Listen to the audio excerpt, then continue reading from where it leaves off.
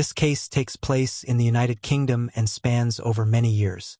Reinhard Sinaga, also known as Ray, entered this world on February 19, 1983. He was born in Jambi, a bustling city on the Indonesian island of Sumatra.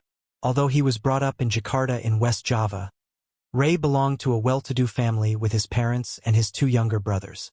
Ethnically, they were part of the Batak people, a prominent Indonesian group known for their adherence to a conservative form of Protestant Christianity.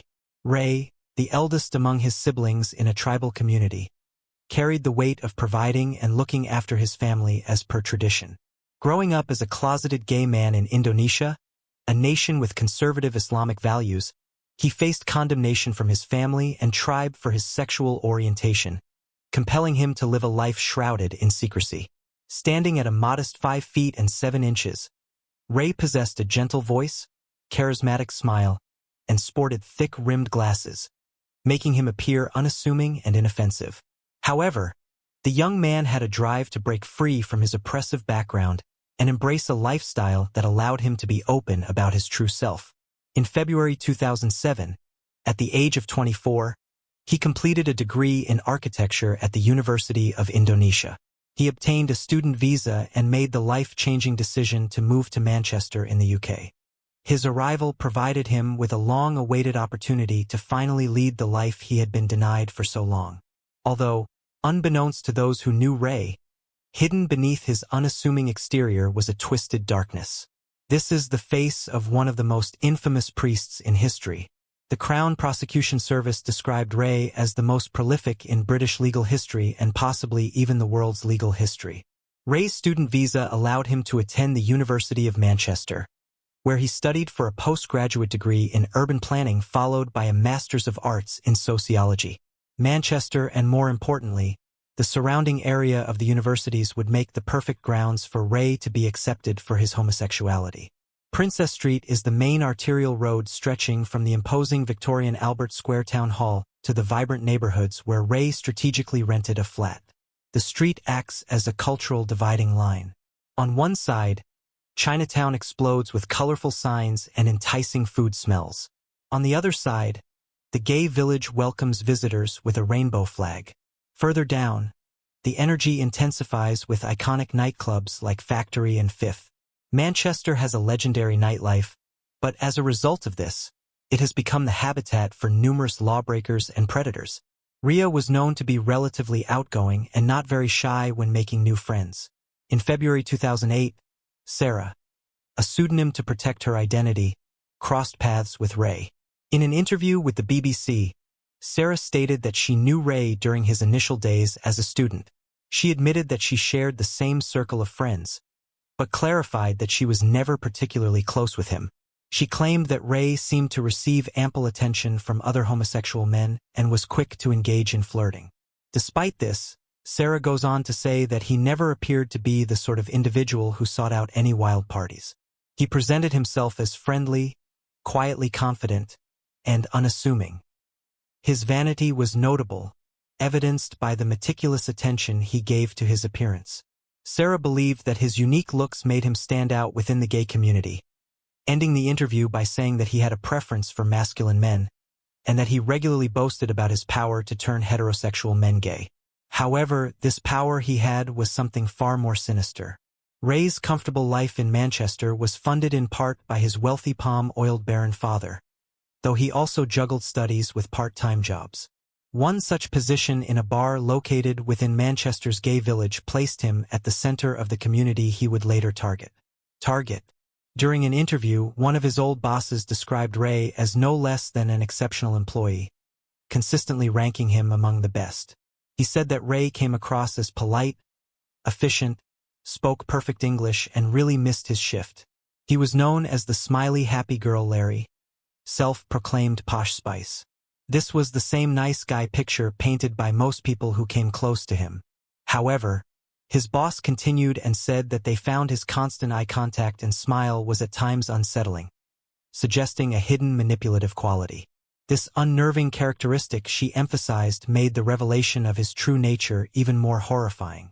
Ray's hunting ground wasn't far from his modest flat in Montana House on Princess Street. After spending all day working or studying, Ray would position himself near his window, surveying the streets.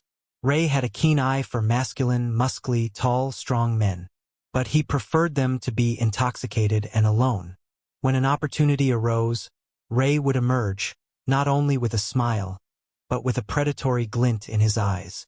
He wasn't interested in deploying his so-called power of attraction or seeking any genuine connection. Instead, he would either stalk a possible victim or lurk around late-night takeaways, waiting to exploit innocent bystanders' vulnerabilities.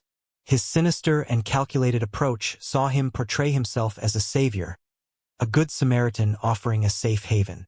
For intoxicated individuals desperate to charge a dead phone or to reconnect with friends or who didn't want the night to end there, Ray's flat seemed like a lifeline. On the surface, to many, it seemed like a reasonable offer from a meek and overly kind individual. Tragically, this manipulative tactic proved effective on multiple occasions. CCTV footage shows that on one occasion, Ray slips onto the street and catches a very drunk person and heads back to his flat together. He did this in under 60 seconds. Once inside his flat, Ray seamlessly transitions from the role of a lurking predator to that of a gracious host, offering a seat and refreshments and very rarely causing suspicion. If the victim could navigate through his filthy flat, making sure not to knock off one of his many fridge magnets, Ray would showcase his wide range of alcoholic beverages: vodka, tequila, rum, gin, whiskey. He had a drink for everyone, whatever their preference. Ray would present a chosen drink laced with a substance like gamma-hydroxybutyrate, otherwise known as GHB, known for its use as a 1990s anesthetic. On the streets, it is sometimes known as liquid ecstasy, GINA or G. It is readily available on the streets of Manchester and online. Essentially, GHB works in the brain and acts a little bit like alcohol. But if you take too much, you can become very sleepy, like a sedative, sometimes leading to a complete unconscious state. Studies on this drug show that it has a negative effect on one's memory. This shows that Ray has done his research, and this was a key part of the puzzle, which allowed him to continue his 10-year spree. As a result, it is said that Ray's victims are still out there, perhaps with a vague suspicion that something very strange happened one night out in Manchester. But perhaps they have no idea at all. Unfortunately, this is where the case takes a turn for the worst. Once the spiked drink was digested, the otherwise strong victims were left defenseless. Next, Ray would position a couple of covers and blankets on the floor to create what looks like a bed. Once made, he would negotiate the unconscious body of his victim. Place them face down with trousers and pants rolled down to knee height. Next, Ray, fully naked by this point, would set up his white iPhone 4 so that himself and his victims are front and center in preparation for what is to come next. The moment he had been waiting for. With his second black iPhone 6 in hand, Ray would repeatedly and viciously force himself upon the victim over and over again. For many of his victims, Ray did not stop. He would prolong the assault for up to several hours, sometimes with a break, but sometimes without. He would force himself upon the sedated, unconscious victim, all the while filming the ordeal so he may gain further satisfaction at a later date. Taking videos and photographs meant that Ray could continue to violate and gain gratification from taking something from his victims and owning it indefinitely. In the absence of a concrete timeline marked by dates and times, unraveling the dark saga of Ray's prolific assault spree becomes an intricate task. His spree was on an unprecedented scale with over 200 victims. It's difficult to know where to even begin. With the nature of these crimes and the methodology of sedation and predation of men, victims either can't recall or don't want to recall the events. Although numerous victims have gone on to record giving their versions of events. As part of an interview with a man who shall be named Robert to hide his identity, recalled his story. It was a typical night out for Robert. He arrived at a takeaway at the end of a night out partying and was looking to charge his phone. He asked one of the workers of the takeaway if they could charge his phone whilst he waited for his food order. But this conversation was overheard by Ray. Ray shouted in response, "I've got a flat around the corner. You can charge your phone there if you want. It's only a 5-minute walk away." So Robert thought, why not? He mentioned in the interview that he could handle himself, and he saw no feasible threat in Ray. So Robert went back to Ray's flat, put his phone on charge, and sat there. He described Ray's flat as the average university accommodation. Nothing made him think he had something sinister going on. Ray went into action, offering him all sorts of drinks from his wide variety. Robert politely declined these attempts, saying that Ray was not someone he would particularly like to socialize or drink with. He wanted his phone charged and to be off. Robert explained that Ray was persistent and offered a beverage a second time, this time with a range of different drinks. At this point, Robert thought that something was a little bit off. So after 15 minutes, with 5% juice on his phone, he made the wise decision to leave. On his way out, he politely exchanged numbers with Ray. However, he states that he was not interested in contacting him in the future. His name in the phone book was saved as Creepy Ray. For Robert, it is a tale of narrow escape. His fate rested on having a casual drink with a stranger. Where many may have left intact as Robert did, so many did not. Ray's exploits continued. A second man who shall not be named had crossed paths with Ray, and in an interview he stated the following. We were out for a night out at Factory Nightclub, and in the early hours I lost my 3 friends. So I went outside to see if I could contact them. 10 minutes passed, and while I was outside, Mr. Sanaga came up to me and asked me how I was, who I was, and why I was outside. As a fellow student, I thought he was just looking out for me. Checking a fellow student was all right. We started talking for 10, 15 minutes. Once that happened, he offered me inside into his flat to keep warm while I waited to contact my friends. There seemed to be no problem with it. I followed him inside and went with him into the flat, where we were still chatting about school, college, and university. I just thought students helping each other out in Manchester. It's a big city. We were helping each other out. Then when I went inside, this is when he offered me a drink, 2 drinks. I went to the toilet, as by this point I'd had a few drinks and I needed a wee. I've come back to his living room. He had 2 shots, a red one and a see-through one. I took 2 shots. I took one straight after the other. Then, from that point on, I don't have any recollection still to this day, until 6 o'clock in the morning. That's when I woke up and found him on top of me. In a chilling exchange on WhatsApp in July of 2015, Ray informed a friend that his flatmate was moving out. Excited by the prospect, the friend responded, "Well, now you can get lots of straight boys in." Ray callously replied by sending a photograph of his latest victim, who was unconscious, face down, and defiled, accompanied by the message, "You mean like this one?" As mentioned earlier, Ray liked to boast about his ability to turn straight men gay, so this became a joke within his friendship group. Unbeknownst to his friends, these hookups were actually his victims. The friend replied, "There's always a new one. You have a different straight guy every week." Ray told his friends in the WhatsApp group that he had picked up a man the previous night who had argued with his girlfriend in the nightclub Factory.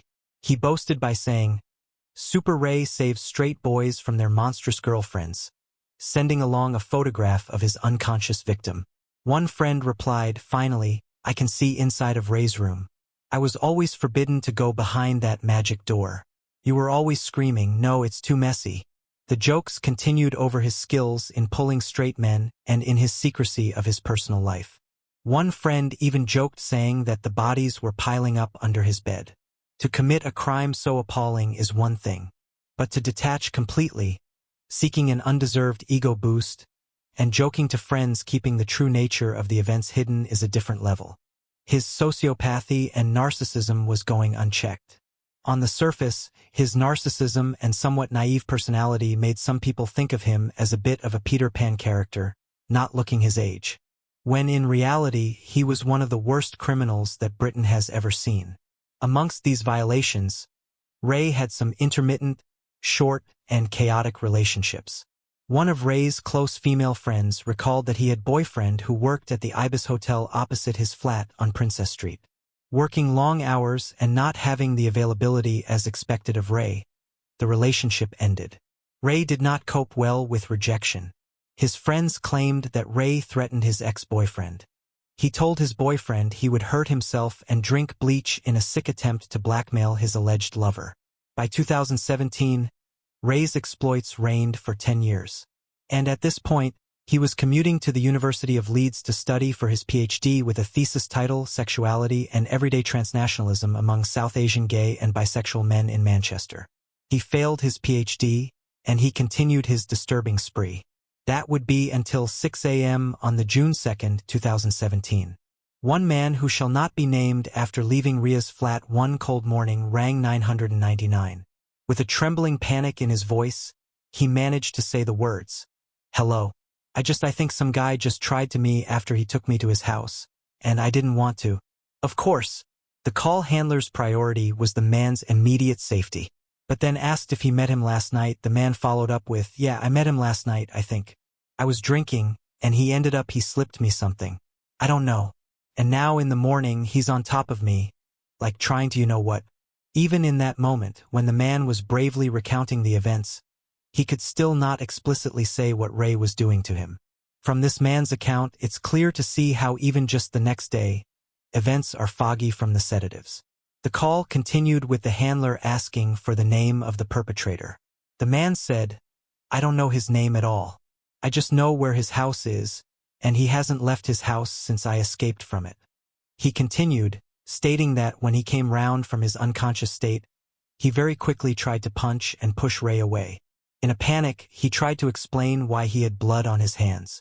The man had beaten Ray to a pulp. Within 10 minutes of receiving the police report, officers arrived on the scene. They found one man claiming victimization and another semi-unconscious. Ray was on the floor with excessive volumes of blood all around him. Because Ray was so badly injured, the original male who placed the emergency call was arrested. Ray was carried out of his flat-down Princess Road on a stretcher and rushed to Manchester Royal Infirmary. This left the police in a real pickle.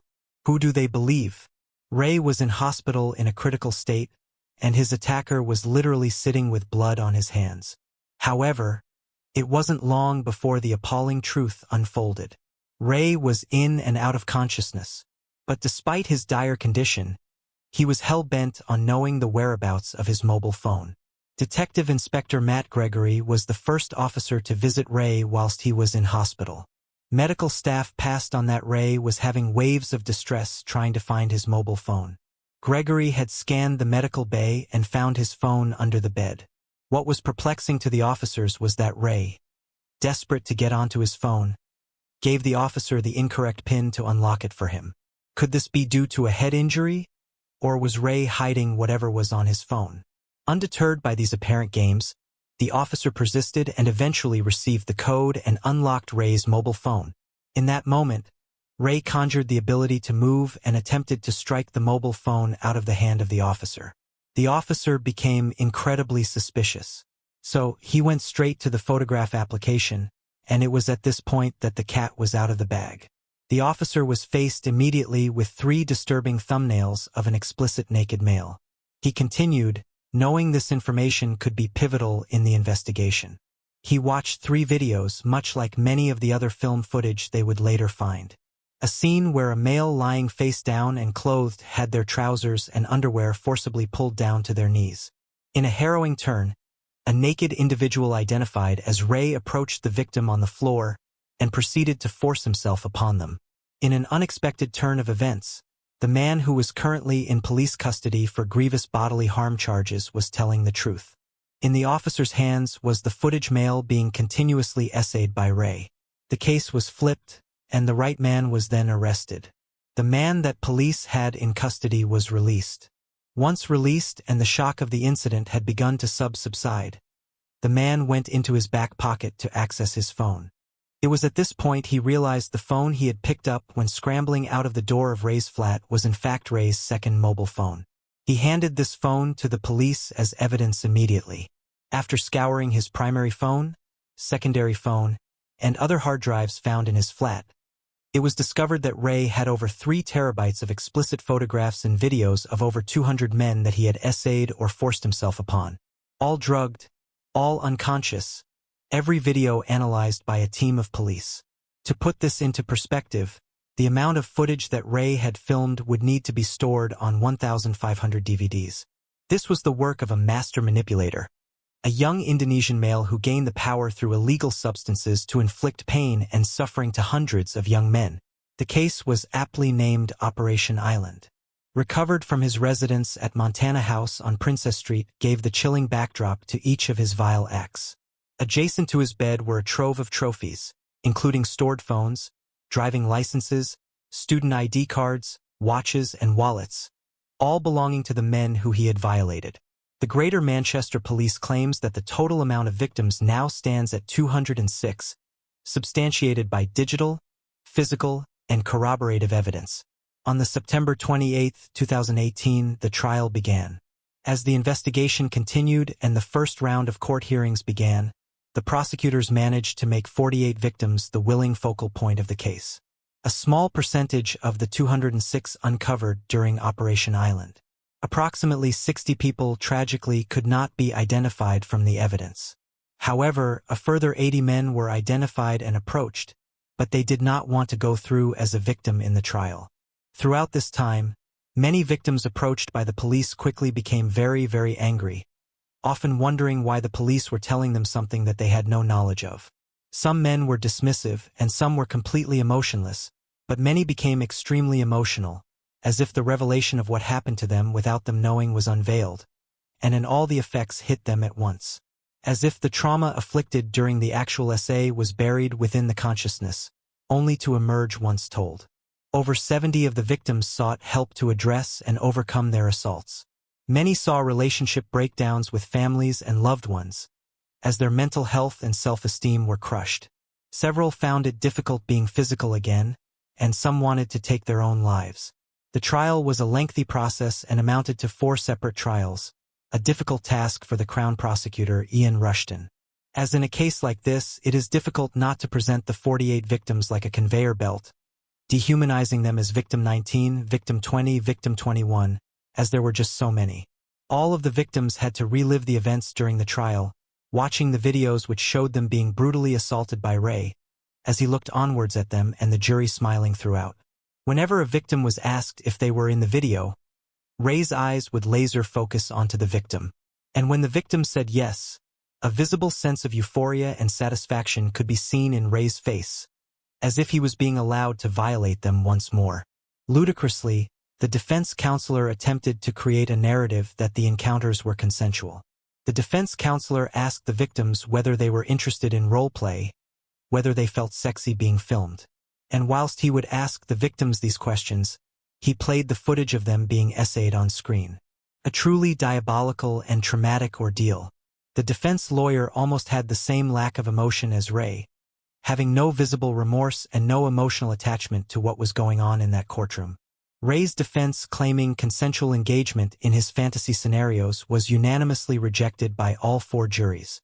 The prosecution, anticipating the gravity of the crimes, argued for a whole life sentence, a rare occurrence outside of mandatory life sentence cases.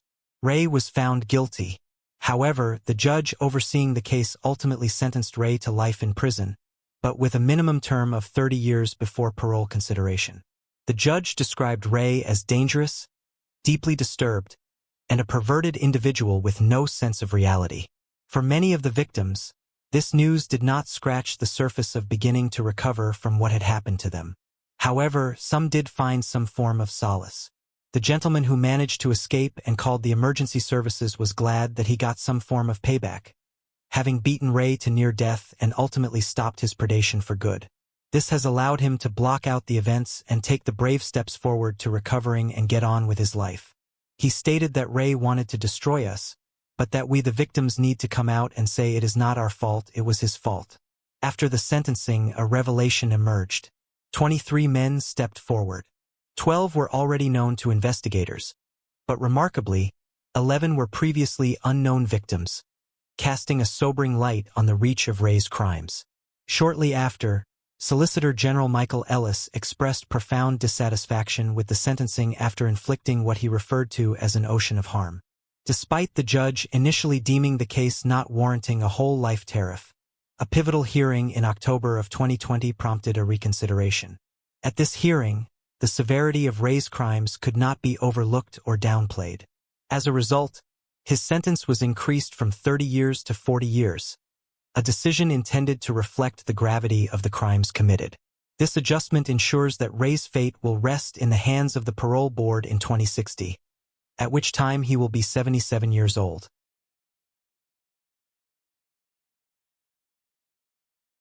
This case takes place in the United Kingdom on the August 29, 2019. Debbie Leach was a 24-year-old woman who lived in Blackpool. Debbie had Down syndrome and suffered with a number of other health issues. Because of this, she was described as vulnerable and was dependent on her mother, Elaine Clark. Debbie's mother and father broke up when she was just 5 years old, and Elaine weaponized Debbie against her father, Tom Leach. She would make it incredibly hard for Tom to see Debbie. He made attempts to see his daughter, but Elaine would always find ways to stop it from happening. Visitation would be kept at a minimum. Elaine was Debbie's primary carer. She was registered as her carer and received payments so she would be able to fulfill this role for her daughter. Elaine had 3 other children, all of them with learning and physical difficulties.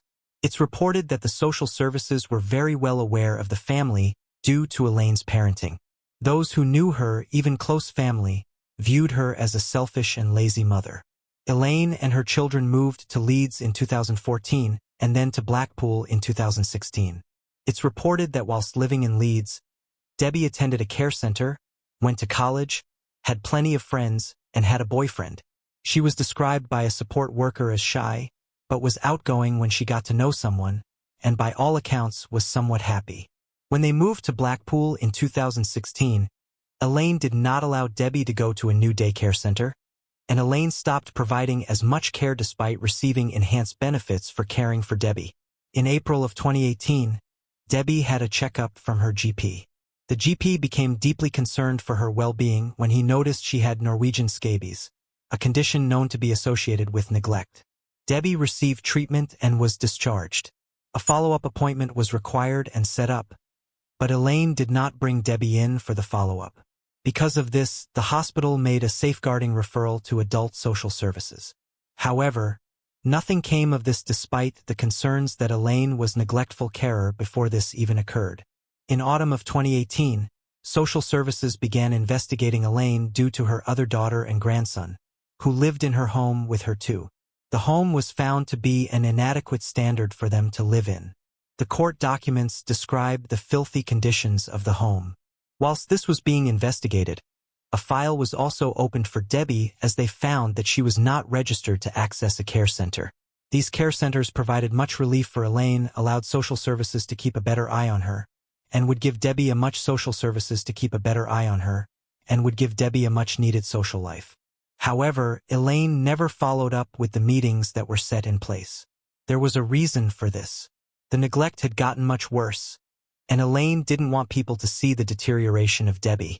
In 2019, family members and friends who visited Elaine's home saw the condition Debbie was in. Debbie had scabs on her body and had lost a considerable amount of weight. Debbie was known by those who knew her for her long hair, which she kept in good condition. Those close to her would later describe how she would often brush it to keep it looking perfect. But due to her clearly receiving an inadequate amount of nutrition, her hair was now short, thin, and scraggy.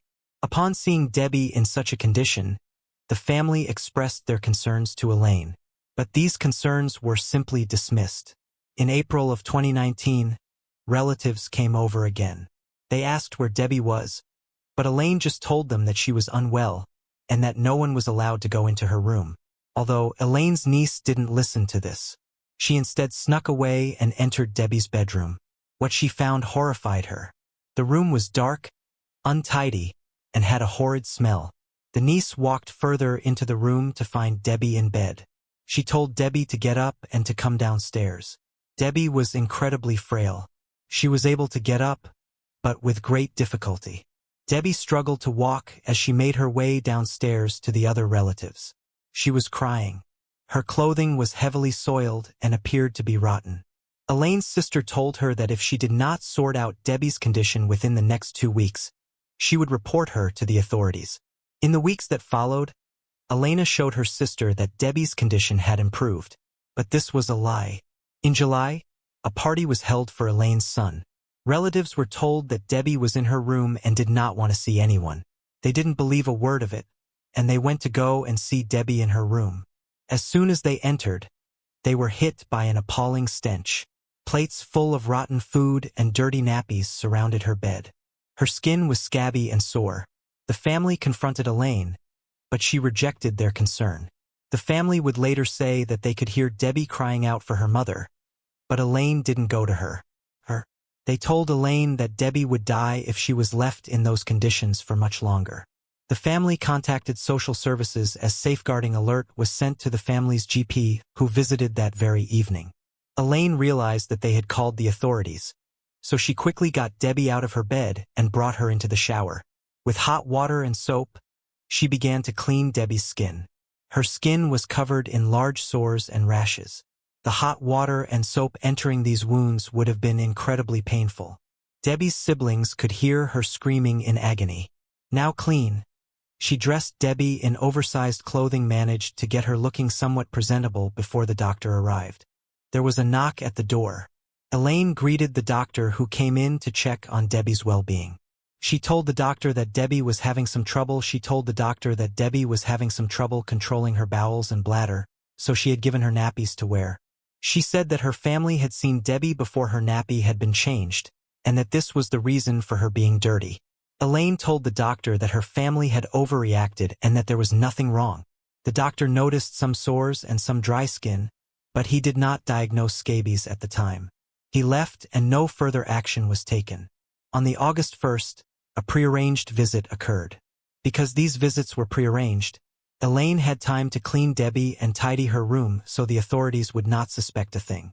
Social services noted that Debbie did appear to be unwell, but noted that there were no serious concerns. It wasn't uncommon for Debbie's siblings to hear her crying. They would ask Elaine why their sister was upset, but Elaine just told them that Debbie was attention-seeking and to ignore her. Neighbors would also later say that they could hear Debbie crying. She could be heard shouting, "Mommy, Mommy," in her final days. These neighbors spoke with Elaine, but she just told them that Debbie was ill and to not worry about her cries. It would be on the August 29, 2019 that Elaine called the emergency services to report that Debbie had been ill for a while and had passed away. A medical team was sent to Elaine's home. She told them that Debbie had not been eating or drinking for the last few days and that she had found her dead in her room. The medical staff began walking up the stairs and entered into Debbie's bedroom. Immediately, they were hit with a foul odor. Debbie was lying on the floor in an unnatural position. Rigor mortis had set in. She was surrounded by her own feces. Maggots were found on the floor and near to Debbie's body, and her clothing was rotten. The medical staff couldn't believe the state Debbie's body was in. It was obvious that she had been neglected to an extreme degree. Debbie's face was covered in so many scabs that she was no longer recognizable. Her once luscious hair was incredibly thin, and large amounts of her skin was missing due to ulceration. The scabies mites had been allowed to breed and multiply, reflecting an infection that had taken some time to develop. The pathologist determined that the cause of death was severe emancipation and neglect with extensive and severe scabies skin infection. It said that her skin looked like raw flesh and was described like something out of a horror movie. Those who conducted the autopsy said that as they cut away her clothing, bits of skin came away with it, as her flesh and clothing had fused together, and mites were found crawling all over her back. According to medical records, Debbie usually weighed around 10 stone, which is 140 pounds or 63 kilograms. At the time of her death, Debbie weighed just 3 stone and 10 pounds. This is 52 pounds or 23 kilograms. She was described as just skin and bone. Elaine was questioned by the police. She lied and told them that she had done everything she could for Debbie, but that she was ill and was refusing food. The police didn't buy a word of this. She was arrested and charged with manslaughter. Debbie's father Tom didn't find out right away about his daughter's death. Instead, he saw that she had died in a Facebook post. When he inquired further, he found out about the horrific way his daughter had died. Tom would later say that he was not allowed to give Debbie a decent burial. This was because Elaine was allowed to make arrangements. He told the media, "I managed to get half of her ashes and I buried her in a local church right next to my dad." At least I was able to do that for her. Tom went on to say, every time she saw me, her face lit up. All I can do now is try to remember the good times. But the good times have been marred forever by what happened. Before the trial, Elaine pleaded not guilty and tried to claim that she was innocent. There was overwhelming evidence that she had purposefully neglected Debbie and watched her slowly die in agonizing pain and misery, helpless to save herself. 10 days before Elaine pleaded guilty. During the trial, Elaine spoke about her troubled upbringing as a means to justify her poor parenting skills and the neglect of Debbie. However, no real explanation was ever given. Elaine never gave a reason as to why she treated her own daughter in such a cruel way. When Elaine tried to pin all of her behavior on her upbringing, the judge told her that this does not offer an excuse for the way she allowed Debbie to die. Evidence was presented, which showed how Debbie's condition deteriorated over many months. They showed how Elaine prepared Debbie for the prearranged visits from the doctor and social workers so that she appeared to be in better condition than she actually was. There was plenty of opportunity for Debbie to be saved. But instead, Elaine tried her best to cover her tracks to allow her to continue to neglect Debbie. She obviously knew how to care for Debbie, well enough to present her in an acceptable condition to the doctors. But once they left, she went right back to tormenting and torturing her daughter with neglect. The judge overseeing the case said, "You were her mother. She lived with you and you were also paid for her care. The failures in your care of Debbie were so grossly negligent as to be criminal. You may be in denial, but you cannot pretend that this is not true. The condition in which Debbie was found shows that not only did you not do your best, but that you must have done absolutely nothing to care for her in the last days of her life. Instead, you simply abandoned her to die alone, in pain, and without nourishment in the most awful of physical surroundings. The suffering she must have experienced is readily apparent to anyone who has seen the photographs and read the papers in this case." Elaine was found guilty of manslaughter and was sentenced to 9 years and 7 months. Following Elaine's incarceration, the Solicitor General called for her sentence to be reviewed, as she believed it to be far too lenient. However, those who investigated the appeal stated that Elaine's guilty plea, her lack of previous convictions, her own personal difficulties, and the demands placed on her by being the sole carer of 4 children with additional needs led them to believe that the sentence was fair. Backing up the judge by stating, "The judge in this case took the necessary care." Her sentence remarks were lengthy and detailed. She identified and considered all the relevant factors of this very serious case. There is no basis which this sentence can be classed as unduly lenient. The effect is that the sentence remains as before. And so, the appeal to lengthen her sentence was rejected, and it's likely that Elaine will only serve a fraction of her sentence. I remember hearing about this story a while ago, and upon hearing the headline, it almost sounded too crazy to be true. So I just assumed it was some kind of clickbait, and how wrong I was. On the May 26, 2012, the police received a call from a cyclist named Larry Vega. Larry had just witnessed a naked man growling and eating another man's face. On this day, a 31-year-old man from Miami named Rudy Eugene was making his way back from a music festival called Urban Beach Week in Miami. He had abruptly left his girlfriend's house at 5:30 a.m. His girlfriend would later say he was behaving strangely. He rummaged around for his clothes, grabbed his Bible, and told her he was going to Miami Beach. He gave her a kiss goodbye, told her he loved her, and left. Rudy had a rather extensive criminal record. At just the age of 16, he had already been arrested 8 times. Back in February 2004, Rudy had broken several items in his mother's house, pushed her around, and made threats against her. His mother began to fear for her life, so she called the police and told them what Rudy had said. He had said to his own mother, "I'll put a gun to your head and kill you." When the police came and confronted Rudy, he balled his hands into a fist and threatened several police officers. It took 3 taser shots to subdue him. Now, let's go back to the May 26, 2016. Rudy's car had broken down before reaching the festival. He had called his girlfriend and told her what had happened and explained he would be late home. He stayed with his car for around an hour before leaving and walking 3 kilometers along the MacArthur Causeway to the mainland. As he was walking along the street, several people reported a person swinging from lampposts and taking their clothes off. At around 2 p.m., Rudy had stripped completely naked and was tearing up the Bible and throwing the pages on the ground. At this time, he walked by the Miami Herald building and began speaking to an elderly homeless man named Ronald Popper. Ronald was a 65-year-old man who had been homeless since 1976. He was just sitting in the shade of the overpass. What happened next was partially captured on CCTV, but the footage isn't clear and the camera was far away. Rudy staggers up the street and approaches Ronald, and Rudy starts to accuse him of stealing his Bible. Rudy then began to attack in a frenzy that would shock the world. He lunged at Ronald and began to furiously punch him. He beat him for around 2.5 minutes before throwing him from the sidewalk. The 65-year-old man was completely overpowered. Rudy continues to mercilessly beat Ronald for a further 5 minutes. He then drags him along the sidewalk, ripping off his trousers as he does. All while this is happening, multiple cars and bikes slowed down and observed Ronald screaming for help, and they just passed by. Now out of view of the camera, Rudy begins to choke Ronald and pushes his fingers into his eyes and gouges his eyeballs from his sockets.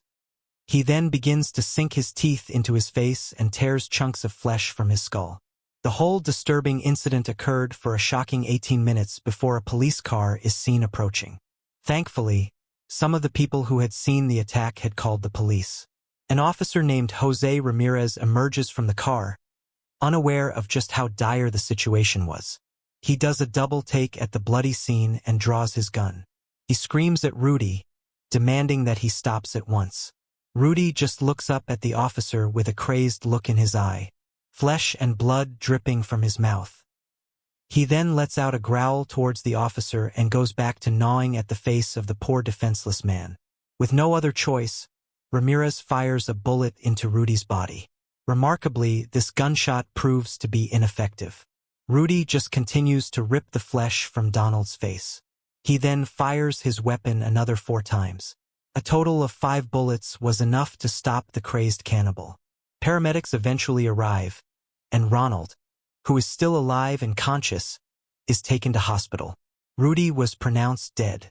When Ronald arrived at the hospital, he was in critical condition with 80% of his face above the beard line missing. He had lost his eyebrows, his nose, parts of his forehead and cheek, and his left eye had been ripped out. The damage to his right eye had been too severe and he was now completely blind. Doctors covered up the right eye with a flap of skin taken from his scalp and forehead. In just 7 weeks, charitable donations had flooded in to help Ronald. Over $100,000 was raised. In the following months, he went through various facial reconstructive surgery. A year following the attack, he gained more than 50 pounds in much-needed weight and received help from an occupational therapist who taught him how to dress himself, shave, shower, and feed himself. He was also gifted a guitar to keep him busy. There are pictures online of the injuries just after the attack had taken place. I can't show them here on YouTube for obvious reasons, but they are just a Google search away. When asked about the incident, Ronald gave a chilling account of what happened. He said, "For a very short moment of time, I thought he was a good guy, but he just went and turned berserk. He said to me, 'You and me, buddy, no one else here, I'm gonna kill you.' He then just started to scream." Ronald then went on to say, "He smashed my face into the sidewalk and then strangled me in wrestling holds. At the same time, he plucked my eyes out. I just didn't know how to get away from the guy. He just ripped me into ribbons. He chewed up my face and plucked out my eyes. That's basically all there is to say about it. I thank the Miami Police Department for saving my life. If they didn't get there in the nick of time, I would have definitely been in worse shape, possibly dead on the scene." Ronald has also recorded a video that can be found on YouTube, where he thanks the community for all of their support. From what I can gather about Ronald's early life, is that he was a rather intelligent young man when he finished high school. There isn't a great deal of information about how he actually ended up living on the streets. He was already homeless in 1976. He was shot and treated for a gunshot wound. And when asked for his address at the hospital, he put down the Salvation Army shelter. He also has a record of arrests for trespassing, public intoxication, and sleeping in public.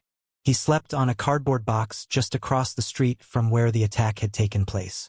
He would often listen to a small radio and never troubled anyone. Ronald doesn't like to speak about the attack, so information about how he is these days is hard to find. Whenever journalists would speak to him, he would often shut it down quickly by saying he was tired. Now I guess you're wondering what could possibly motivate someone to do this. According to the people that knew Rudy, they said he was just an average guy. A little quiet and private, but nothing that indicated he was capable of doing anything as barbaric as this. None of his friends or family noticed any change in terms of his mental health. Despite them saying this, he was actually known to be violent at times. A powerful synthetic drug commonly known as bath salts was thought to be the culprit fueling this frenzy. But strangely, toxicology reports showed that Rudy only had marijuana in his system. It should be known that there are some synthetic drugs that are undetectable. The autopsy uncovered some rather strange things. They found several unidentified, undigested pills in his system, but they did not find any human flesh. Following the death of Rudy, his mother struggled to find any church that would be willing to hold his funeral, as he was now known as the Miami Cannibal. Whenever they found out about how he died, they would cancel the ceremony. After being turned down multiple times, Rudy's funeral was held in a funeral home. Those that knew Rudy claimed that what happened just doesn't line up with who he was. Some claim that he must have been spiked by a drug that didn't show up in his system. His friends have said that he would only ever smoke marijuana. He would never take pills, not even from a chemist. Some believe he had a mental breakdown, and Rudy's mother believes that what happened that day had to be supernatural. Takes place in the United Kingdom in the year 2016. The case you're about to hear ranks amongst the very worst. It has a manipulative, narcissistic leader, and the naive followers who, under intense control and coercion, became perpetrators and finishes in the brutal end of a vulnerable man. This case begins with a man named Zahid. Zahid was born in 1974. His early life and family details remain mostly unknown, although it is known that he had several previous criminal convictions. He was charged with burglary and dangerous driving, and when he was younger, he was cautioned with possessing a weapon at Manchester Airport. Zahid lived in Sheffield, England during his late 20s and early 30s. At this time, he had experienced a severe car accident, which left him in a coma and eventually reliant on a wheelchair. Now this account came from Zahid himself exclusively with no information on the accident anywhere, which raises concerns over the legitimacy of the story. During the early 2000s, Zahid turned online dating where he used a striking profile photo featuring gold bullion stacks as a backdrop. This image suggested that he was very wealthy or at least associated with money himself. His attempt to attract a partner by projecting a false image of wealth eventually succeeded when he connected with Kay Rayworth. In February 2005, when Zahid was 31 and Kay was 44, they started dating. Kay was born in 1960 and married her first husband when she was young. They went on to have 2 children. They divorced in the early 1990s. Kay lived in North Shields, which is a town just northeast of Newcastle, a large city in northern England.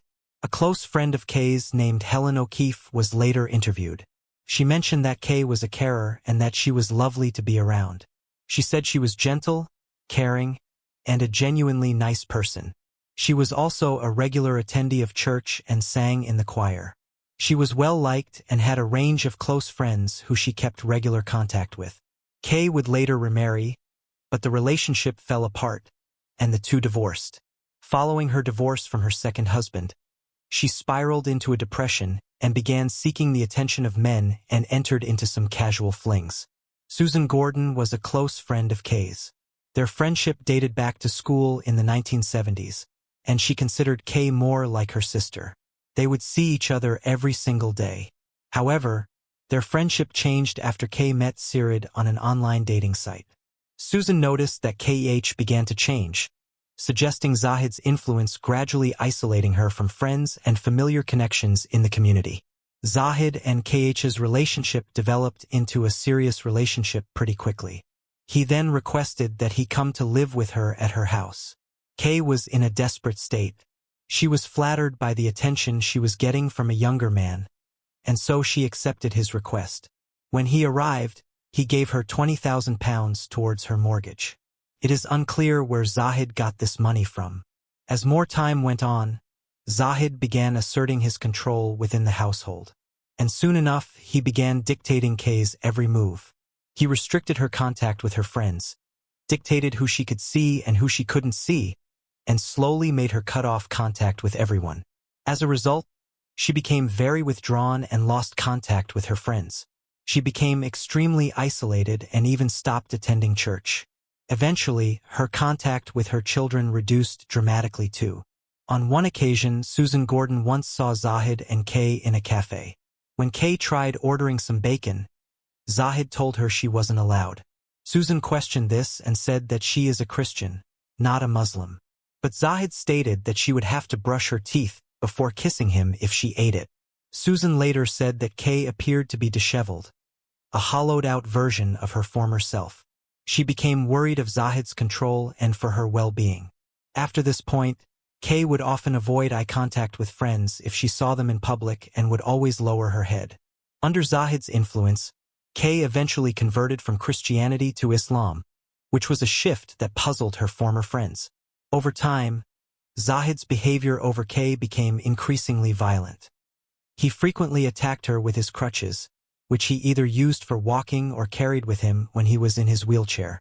His aggression often extended to hammering the walls of the house in fits of rage. On one reported occasion, he even spat in Kay's face. When confronted about his behavior, Zahid would excuse his aggression, claiming that it stemmed from head trauma due to his injuries, which he said had altered his personality. This explanation served to justify his escalating abuse while keeping Kay under his control. Kay attempted to leave Zahid multiple times, but he used calculated tactics to prevent her from breaking free. One of his methods was claiming membership in a criminal gang from Sheffield, reinforcing his claim by wearing a bulletproof vest to appear dangerous and connected. These manipulations kept Kay feeling trapped and fearful, which cemented his control over her. His behavior behind closed doors was juxtaposed to his public image, which at first was something of a saint.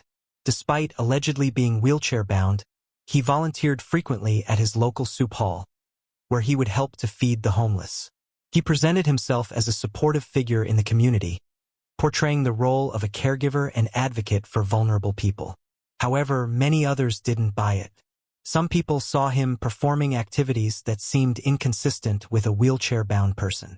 He was seen running for a bus, jumping out of his wheelchair during heated arguments, and even shoveling sand during a garden construction project.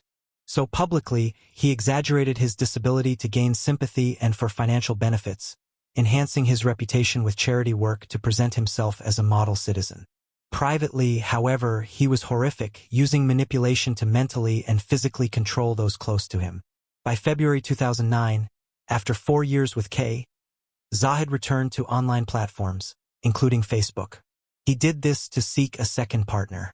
He resumed his catfishing tactics using a profile photo featuring a gold bullion background, presenting himself as a heroic man of the people. Although it took him several years to find someone willing to join his and Kay's relationship, he persuaded a woman named Myra Wood to enter their circle. Myra Wood was born on the October 29, 1966. Myra was not socially inexperienced, but she did have a troubled childhood resulting in struggles with depression, anxiety, and PTSD.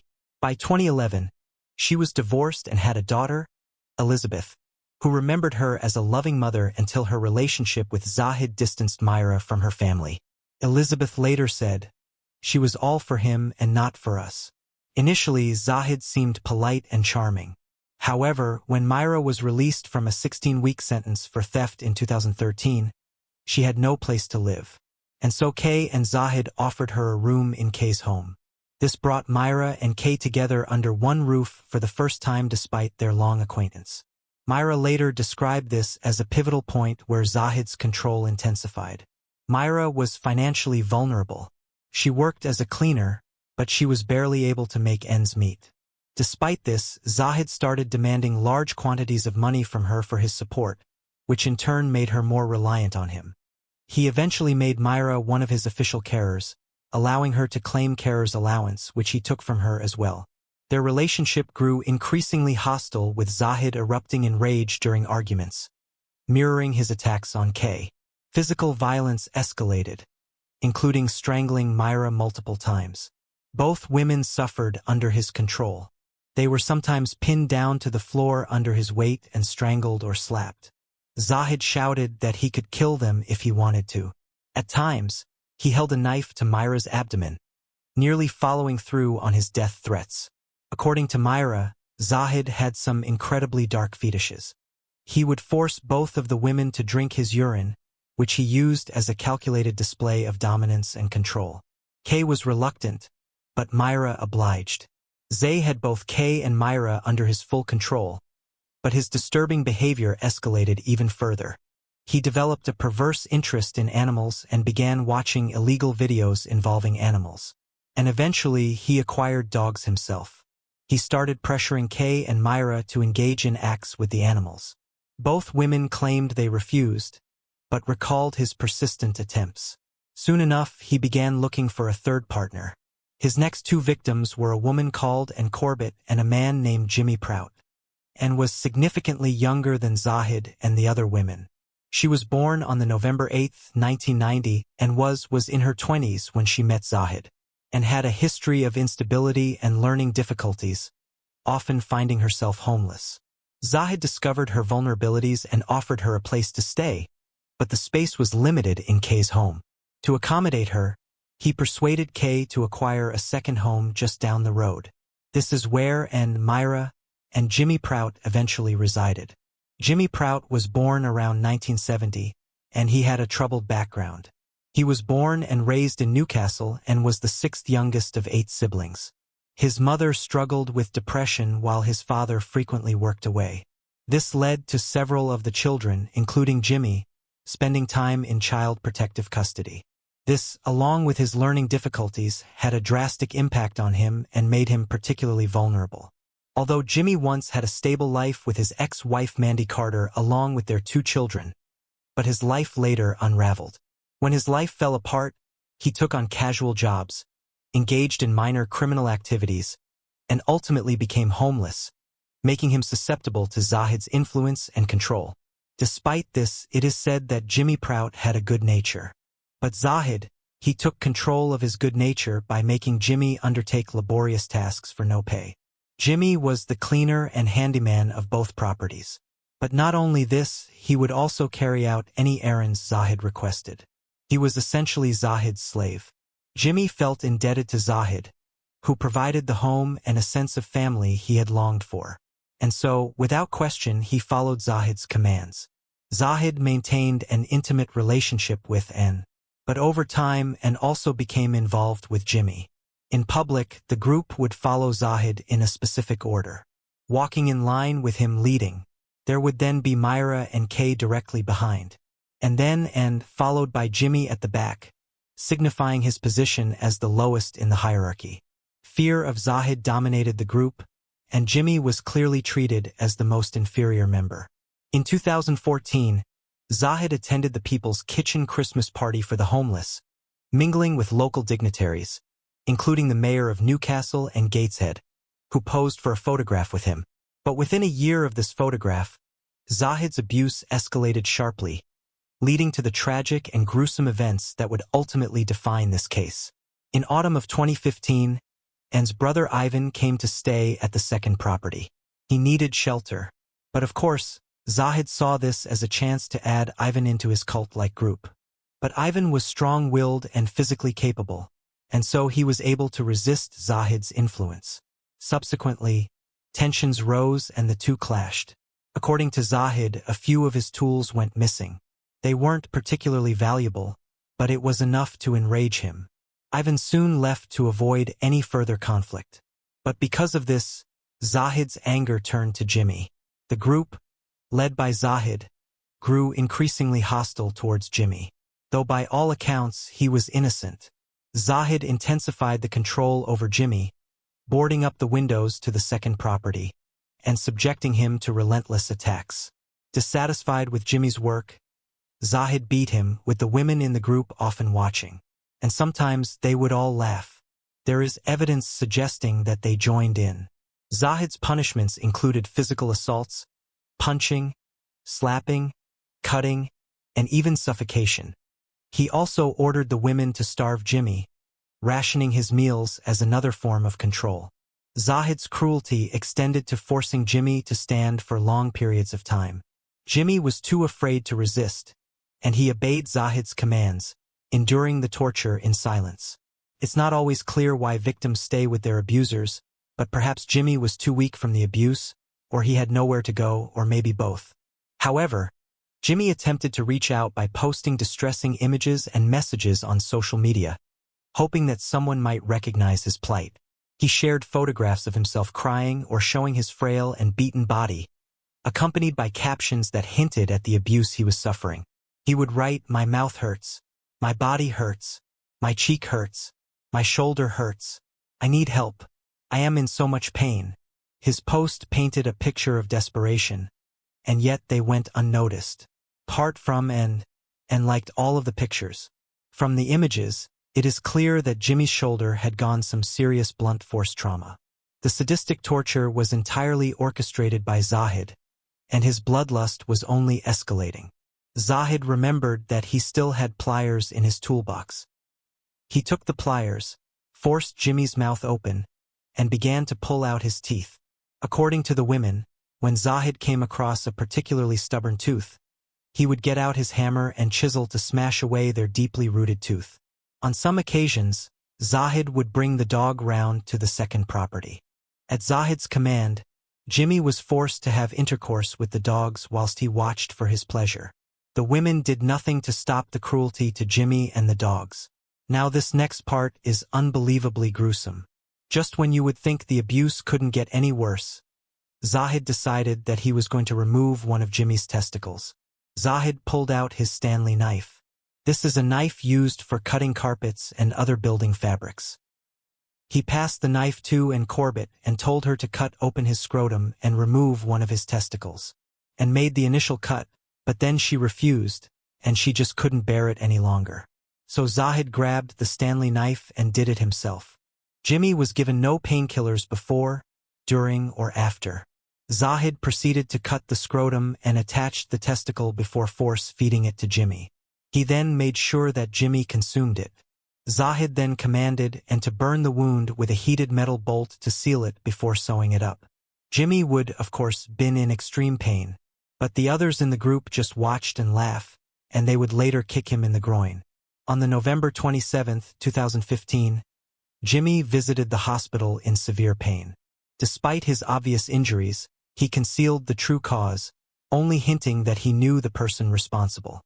He refrained from identifying the attacker, fearing further harm, and this was noted in his medical records.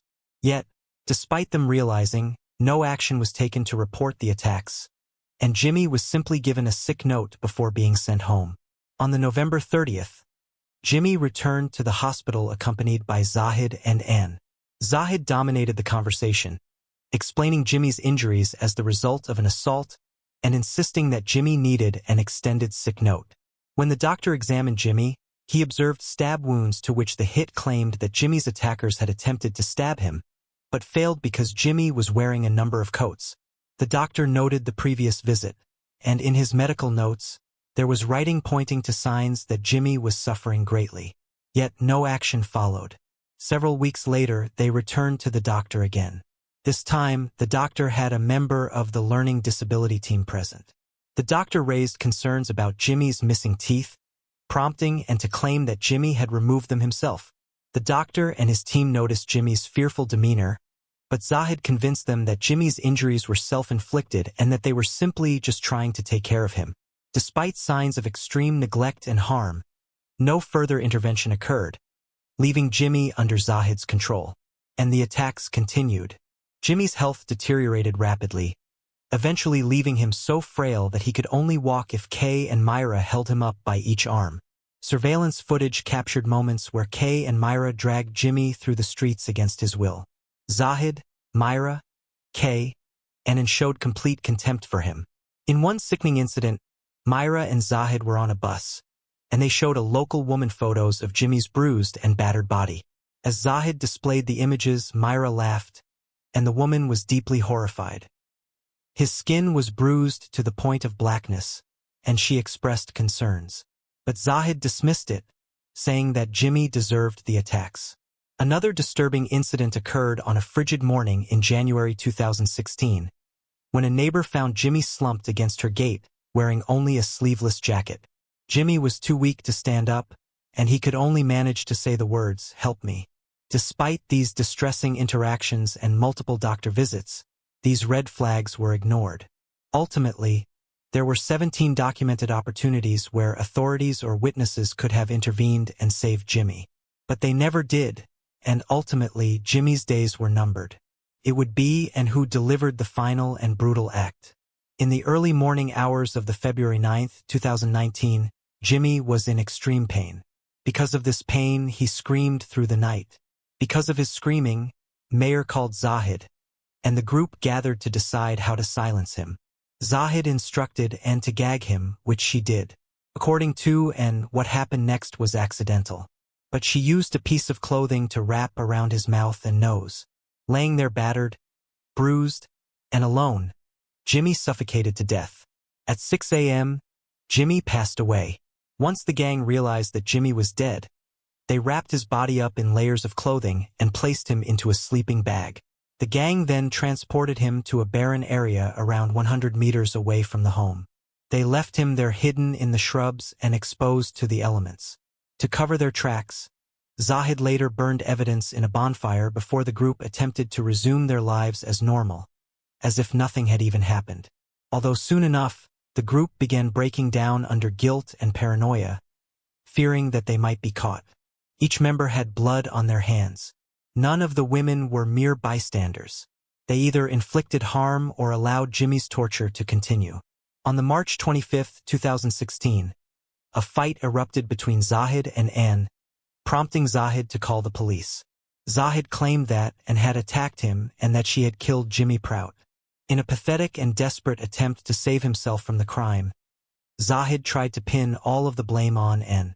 The police arrived to find Zahid inconsolable, surrounded by a distressed Kay and Myra, but inconsistencies in his story raised suspicion.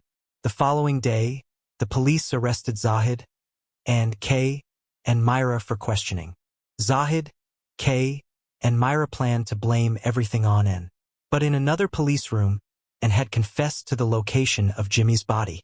She admitted that she had suffocated him by accident and led the police to his remains. On the March 27, 2016, Jimmy's badly decomposed body was discovered. Jimmy's body had been partially consumed by wildlife, although enough evidence remained of the extensive attacks.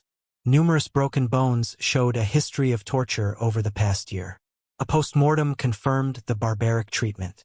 The group's stories quickly crumbled, leading to charges for Jimmy's murder. The trial began on the May 3, 2017. All four of the gang pleaded not guilty to murder, displaying little remorse for the medieval-style torture inflicted upon Jimmy. In the end, Zahid and Anne were found guilty of murder, while Kay and Myra were convicted of causing or allowing death of a vulnerable adult. Zahid received a minimum sentence of 33 years and stared blankly at the floor as he was sentenced, and was given a sentence of a minimum 27 years. She was given some leniency for aiding in Jimmy's recovery. Thea received 12 years and 4 months, and Myra was given 9 years. In closing, the judge addressed Zahid directly. He said, "You were the leader of the household and its dictator. Unsatisfied with having Jimmy as a lackey, you turned him into a victim, attacking him repeatedly. I'm sure that you took great pleasure in his suffering."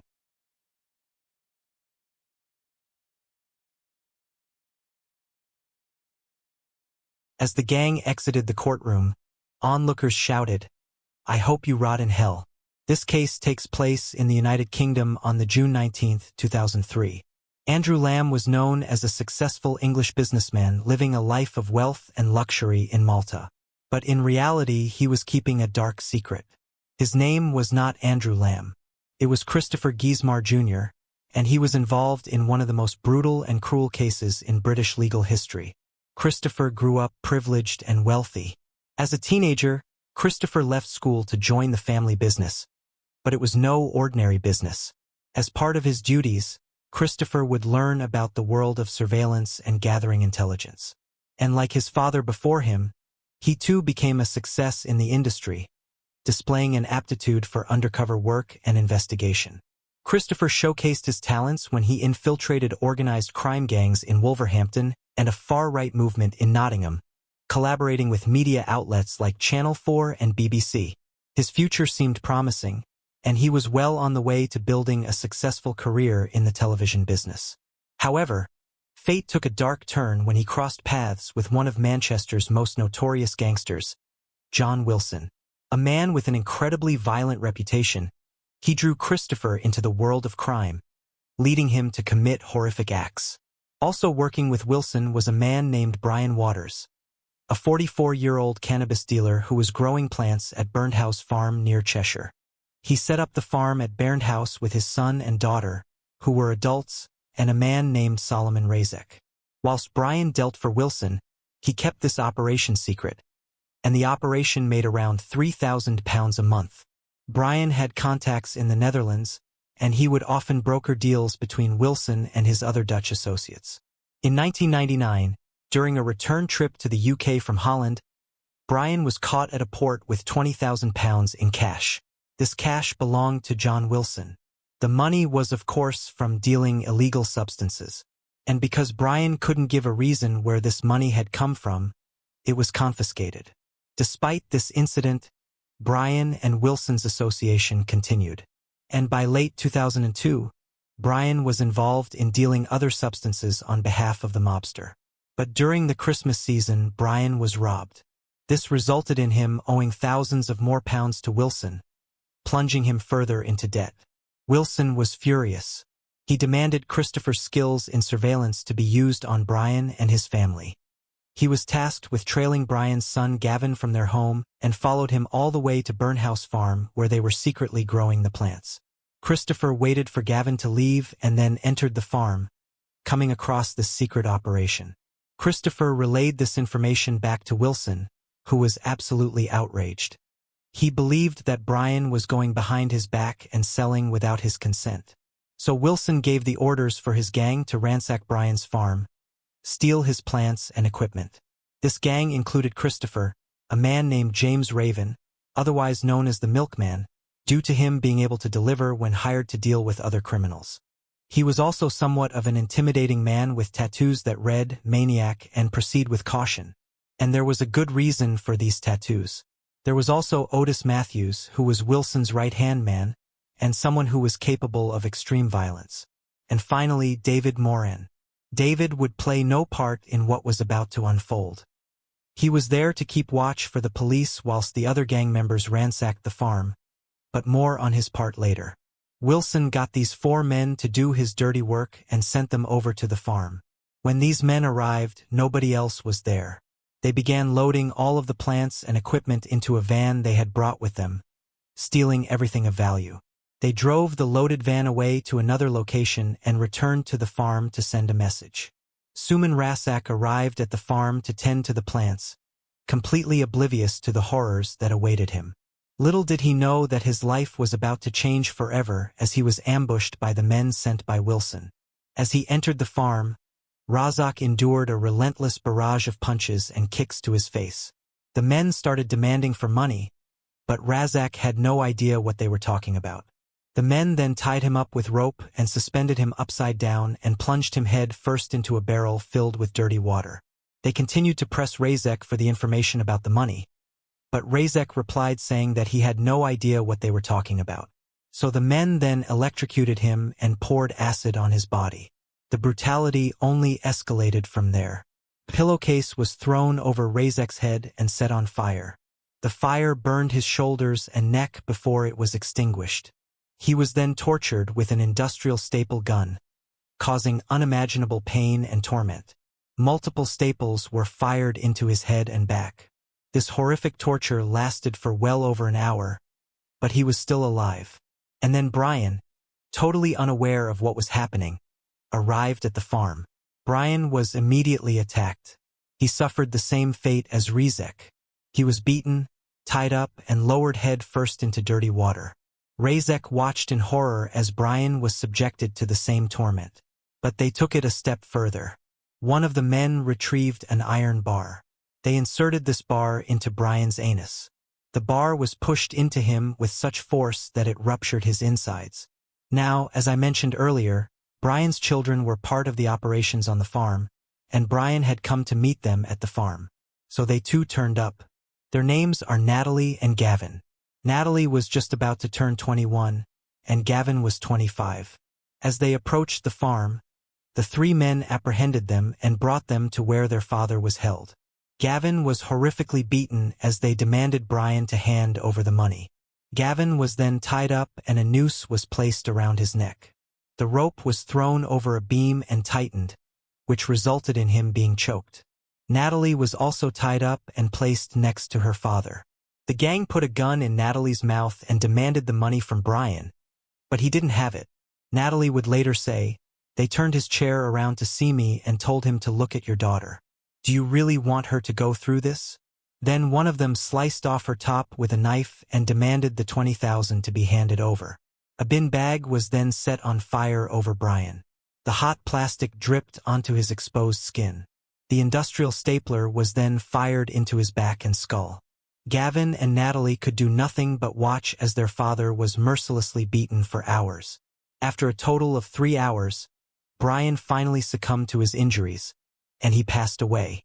Natalie would later say that she could hear her father breathing heavily, but then his breathing stopped. She knew that her father was dead. The gang, not yet satisfied with their cruelty, then stole Brian's car and made their way over to his home where his wife was. They theorized that the missing money could be there, so they abducted Brian's wife Julie, and she was driven to the farm. As I mentioned earlier, the fourth man, David Moran, was keeping lookout. Whilst he was doing this, Wilson told David to call the police and report that he had seen an attack at the farm. Why this happened is unclear. Please, Newport connecting. Payphone 015-657-2252. Thank you. Hello, please. Hello. Hi. I've just come off the M6 for Manchester Airport on the front of the junction of 18. Yeah. Going towards north, which will be AWA 556. Yes. I've got there, and the first farm on the right-hand side. Yep. It was about 500 yards. It looked like there was 3 men beating somebody up in the courtyard. All right. Did it look like if you come over junction 18 and take the 556? Yeah. That think it's 18. That's 19, that one, actually. I think. 19. Yep. 556. Yeah. About 500 yards on the right, yeah. Going towards North Way in the farmyard. Like, in that just a lot of these 3 gentlemen in all 3 minutes. As the men had got to the farm with Julie, the police arrived on the scene, responding to the call made by David. The men ran, but James Raven was caught by the police, as Otis and Christopher were able to get away. As the police descended upon the farm, they were met with disturbing scenes of extreme violence and horror.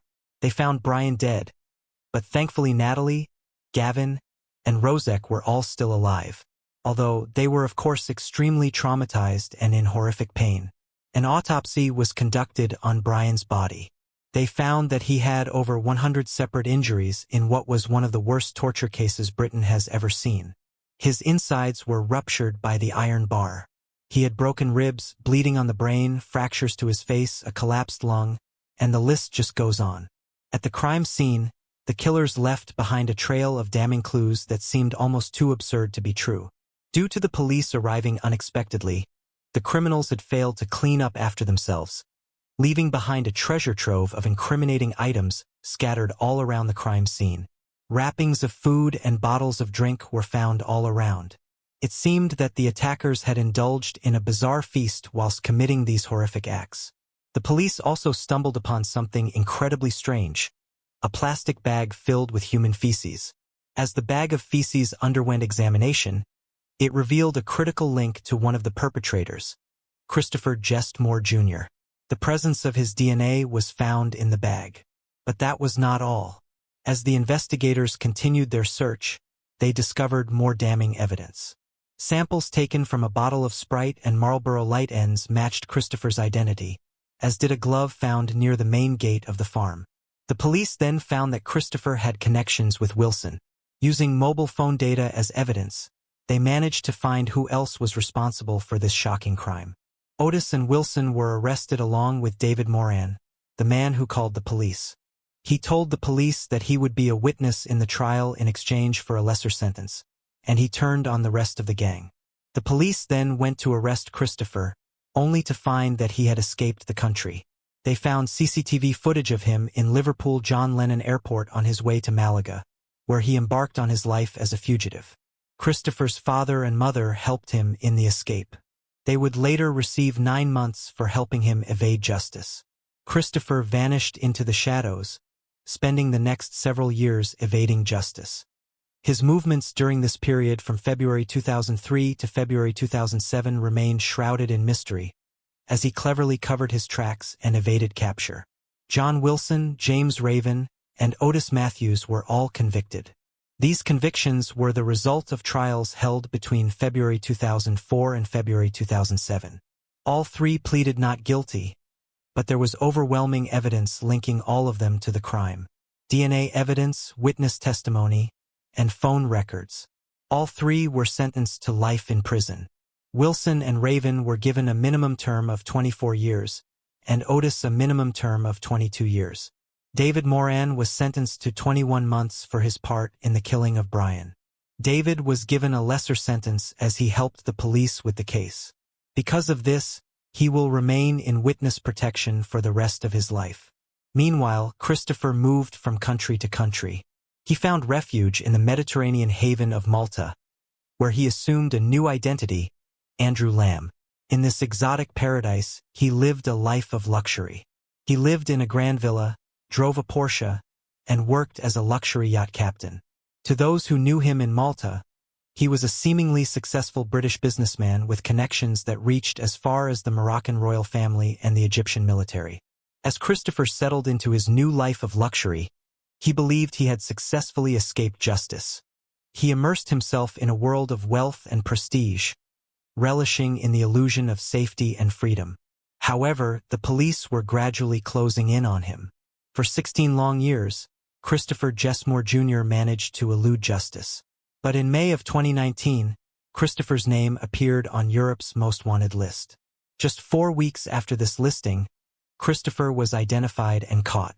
Throughout the painstaking extradition proceedings that followed, he clung to his new identity of Andrew Lamb, which further complicated the process. But his true identity was soon exposed, and he was brought back to the United Kingdom. March of 2021 marked a pivotal moment as the trial of Christopher commenced at Chester Crown Court. He was charged with murder, but he denied any wrongdoing and proclaimed his innocence. During the trial, Christopher's demeanor seemed composed and polished when he was questioned by his own barrister. But as the prosecution cross-examined him, his facade began to crack. The once brash and arrogant man now appeared to be unsettled, with evident gaps in his account and evasive answers. In a rather dramatic twist, Christopher received unexpected support from his godfather, Stephen Hayes. Stephen claimed that he was with Christopher on the night of the murder, and that they went to a wine bar together. This testimony suggested that Christopher could not have been at the scene of the crime, leading the jury to deadlock, resulting in a retrial in November. However, this time, the jurors were not swayed by the new account, as overwhelming evidence was presented over the course of a month. Despite Christopher's protests of innocence, it became very clear that he had been an eager participant in the heinous violence inflicted on behalf of Wilson. After 18 years, Christopher was found guilty, and he was sentenced to life in prison with a minimum term of 24 years. It then came out that Christopher and James Raven were undercover TV researchers who investigated the criminal underworld on behalf of the BBC. They were paid £52,000 by the BBC for just one job, despite them knowing full well that they were part of the criminal underworld. The case of Brian Waters is one of the most horrific in British legal history, and has left a lasting, unimaginable pain on his family. Razek, Julie, Gavin, and Natalie continue to bear the heavy burden of that fateful day, grappling with emotional scars and regular flashbacks.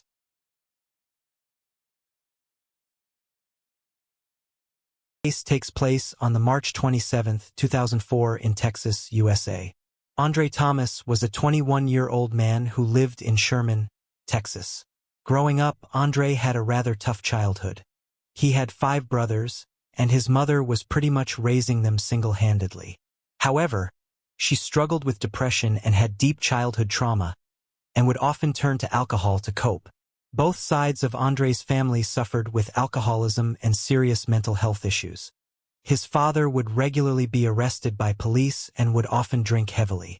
Many members on his father's side had a long history of alcohol problems.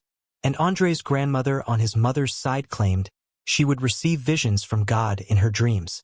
And his mother would also claim that she too heard voices coming from the divine. Despite his mother receiving monetary help from the local churches, the house in which Andre lived frequently had no running water or electricity. Nevertheless, Andre was described as a happy young lad and was extremely intelligent. From a young age, he showed signs that he was gifted and was put forward for the gifted and talented school program. When Andre was young, his father bought an old beaten-up car. Andre became intrigued and would take the car apart piece by piece and then put it all back together again in working order. He would often sit and draw futuristic cars and claimed one day when he got older, he would build them himself. Andre also attended Sunday school and took the lessons very seriously and could memorize large parts of the Bible. His Sunday school teacher would let her say that he would often shoot his hand in the air before she could even finish her question and described him as a sweet young boy. Despite the troubles at home, things were looking like Andre may be able to have a promising future for himself. Although things would soon change when he reached the age of 10. Andre began telling his school friends that he could hear voices inside his head speaking to him, just like his mother and grandmother. Andre also suffered from depression from a young age.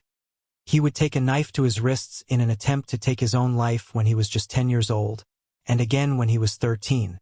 Following these attempts, Andre's mother would respond by saying, "I wish I would have just aborted you instead," a phrase that was all too familiar to him. He also began to show signs of antisocial behavior in his teenage years.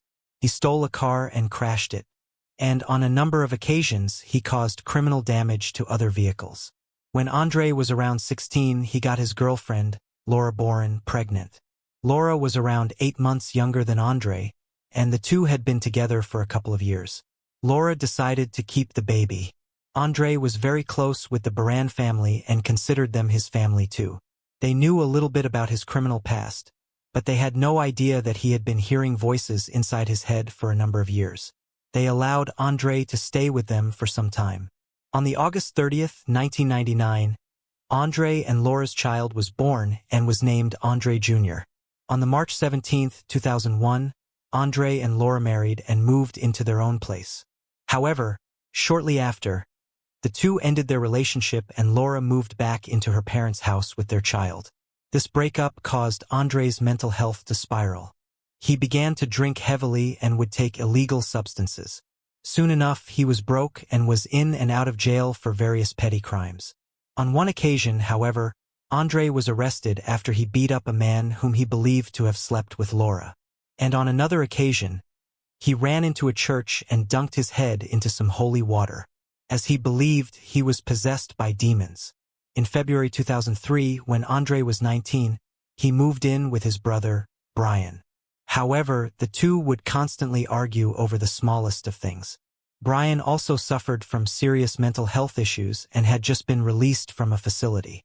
Not long after moving in, Brian claimed that Andre's music was summoning evil spirits. So Brian walked into Andre's room and began to violently beat him. In retaliation, Andre ran to the kitchen and grabbed an 8-inch knife and plunged the knife into his brother's back. Brian survived the attack, and Andre was arrested and spent 3 months in jail. Despite his obvious mental health problems, the authorities failed to provide any help for Andre or incarcerate him and treat him until his condition got better. They instead released him totally unmedicated. Despite Andre and Laura's relationship ending some time ago, He was still incredibly fixated on her. Following his disturbing behavior, Laura decided it would be best if Andre's visits with his child were kept to a minimum. Later on, in February 2003, Laura met a man named Brian Hughes, and the two became close. Before too long, they began a relationship, were living together, and had a child named Leah. Andre was able to get himself a job and start earning some money, although in February he was fired. Following this, Andre told his friends that he had thoughts of taking his own life, and that he couldn't stand the sound of his own voice anymore. So he began to tape his mouth shut. Andre's friends decided it was time to act on his behalf. One of them took him to a mental health facility. Once there, he told staff that life was just too much and that he wished to take his own life. The staff issued Andre with an emergency order and told him to go to a nearby hospital immediately. This emergency order meant that if Andre did not check into the hospital, the police would be notified and he would be arrested. Andre was allowed to leave the mental health facility with a promise that he would go straight to the hospital. Andre left and went right home. The police did nothing. Andre's mental health continued to worsen, and he refused to let go of Laura. He would often turn up at Laura and Bryant's home when Bryant wasn't there, and would try and convince her to get back together. Despite doing this, Andre did actually have a girlfriend, a woman named Carmen Hayes. He lived with Carmen in a trailer along with his mother too. On the March 25, 2004, whilst he was alone in the house, Andre grabbed a knife from his kitchen and plunged the knife into his chest and went to sleep. His mother came back and found him in the morning and brought him to hospital. He was treated for his wound and managed to survive due to the wound not being too severe. The hospital wrote in their notes that Andre was psychotic. He was rambling about the $1 note containing the secrets to life, and believed that he was living in a simulation and that nothing mattered. The hospital arranged for Andre to be away to a mental health facility, as they deemed him to be a danger to himself and others. But before they could properly process him, Andre fled from the hospital. The staff contacted the police, but again, they failed to follow up on the warnings. And now we arrive to the March 27, 2004. Andre dressed himself in some overalls with plenty of pockets, went into his kitchen and placed into his pockets 3 knives. He then left his apartment and made his way over to where Laura and Bryant lived with her 2 children. As Andre was walking towards the house, he saw Bryant driving to work. Bryant waved at Andre, and Andre waved back, and proceeded to walk towards Laura's home. Once outside the door of the apartment, Andre broke inside, which set off the security alarm. Upon hearing the sound of the door being barged in, Laura came running down the hall to see what was happening. She ran towards Andre, but as she did, Andre pulled out one of the knives and stabbed her in the heart. Laura fell to the ground and began to bleed profusely. She quickly passed away from the attack. Once she was dead, Andre knelt down beside her, cut into her chest, and carved out a piece of her lung, which he believed to be her heart. He then placed it inside his pocket, along with a knife he had used. He then got up, pulled out the second knife and walked towards the children's bedroom. He entered the room, pinned down his own son who had awakened from the commotion, and stabbed him in the chest. He then carved out his son's heart and placed the heart and the second knife in another pocket. He was careful not to cross-contaminate the blood. He then turned his attention to Laura and Brian's daughter. Andre pulled the girl from her bed and placed her on the floor. She too suffered the same fate. He stabbed Leah, removed her heart, and placed the knife and heart in a separate pocket. Again, careful not to cross-contaminate the blood. Laura was 20 years old when she was murdered. Their son Andre was 4 years old, and Leah was just 13 old. After killing the 3, Andre folded up a $1 bill in a way to highlight the eye, stabbed himself twice in the chest and laid down next to Laura's body, expecting to die. However, to his surprise, he didn't succumb to his wounds. So he fled from the scene, taking with him the 2 hearts from the children and a piece of lung from Laura. As he made his way back to his trailer, Andre heard sirens heading in the direction of Laura's flat. He pulled out his phone and attempted to call Laura, but he couldn't find her number. So instead, he called Laura's parents, leaving a voicemail that said, "Something bad is happening to me, and it keeps on happening. I don't know what is going on, but I need some help. I think I'm in hell. Upon returning to his trailer, Andre spoke with his girlfriend Carmen. She was absolutely terrified. Andre was covered in blood and was breathing heavily. He told Carmen that the police would soon be coming, explaining that he had killed his ex-wife Laura, his son, and her other child. Andre then lifted up his top and revealed the self-inflicted wounds. He went over to the kitchen sink, grabbed a butcher's knife, and showed Carmen how far the stab wound was to his chest by inserting the blade, and stated, "I should be dead." Carmen told Andre that he needed to turn himself into the police right away, and so he did. Andre went right to the police station and explained what he had done. Officers were already at the crime scene due to the alarms being triggered. They found the 3 victims lying on their backs with cavities in their chest and missing organs. Andre was treated for the self-inflicted stab wounds to his chest, and once he was better, he was asked why he killed Laura, Andre Jr., and Leah. He explained that God had told him to kill the 3 of them. He believed that Laura was Jezebel, the wife of the devil, and that his own son Andre Jr. was the Antichrist, and that Leah was an evil demonic spirit. He then asked the investigators if he would be forgiven for what he did. Throughout the interview, Andre continued to insist that Laura, Andre Jr., and Leah were demons, and that he didn't deserve any punishment. He stated that he had freed their hearts from evil. 5 days after the murders, Andre was in his cell reading his Bible when he came across Matthew 9:29. After reading this verse, he dug his fingers into his right eye and gouged his own eyeball out. The verse in question reads, "If thy right eye offends thee, pluck it out." Following this, the courts declared that Andre was not fit to stand trial and sent him to a maximum security psychiatric facility, where he was given strong antipsychotic medication and diagnosed with schizophrenia. After 5 weeks passed, 2 doctors asserted that Andre had exaggerated his symptoms, and they changed his diagnosis to substance-induced psychosis and declared him competent to stand trial. The trial began in February 2005. Andre's defense team tried to argue that he was innocent due to being clinically insane.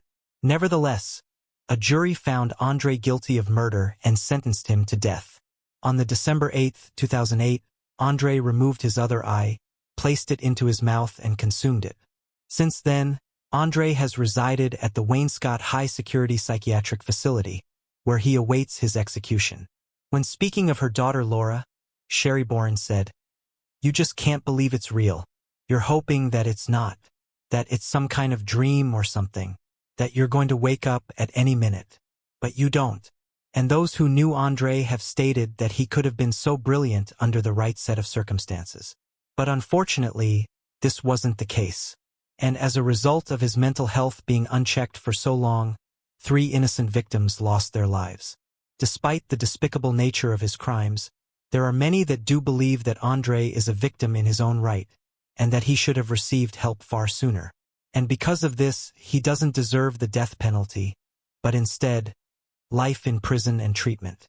So I guess the question is, does Andre deserve to be put to death?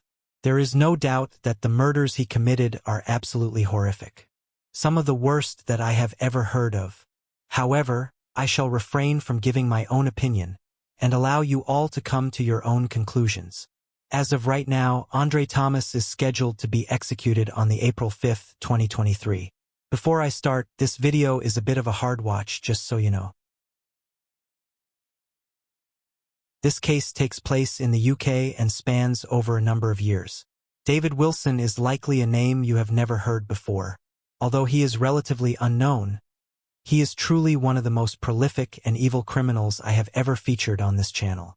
David Wilson was a 36-year-old man who lived in the city of Norfolk in England. Not too much seems to be known about him. What I could find is that he worked as a roofer to earn a living, and he was involved and worked with children's football. A fact that will become more chilling as this sinister story progresses. I also found that he still resided with his mother in a property which she owned. What is also known about David is that he kept a horrifying secret, a secret that would come to light in 2020. David is a predator. He would use the power internet to manipulate young and vulnerable people into sending him illegal and explicit images of themselves. From 2016 to 2020, David would use a tactic to get what he wanted. He would create numerous profiles on various social media sites. These profiles were what are called catfish profiles. A catfish online is someone who pretends on social media to be someone different in order to attract or trick other people. And so David would use images of teenage girls and would craft these pages to make them look as legitimate as possible. He would even create an entire fake persona of these young girls. Next, he would go out and purchase used prepaid mobile phones using a different device for different victims. David was very well aware that a boy would be extremely flattered and interested if a teenage girl were to message them on social media. He knew that they wouldn't be thinking clearly if such a message popped up, and the account seemed believable. But he also made sure to target those who were young enough to fall for the trap. David would message these boys, keeping it casual at first, and then gradually over time, he would flatter the boys with compliments, turning the conversation flirtatious and then sexual. Typically, they would be around 11 to 15.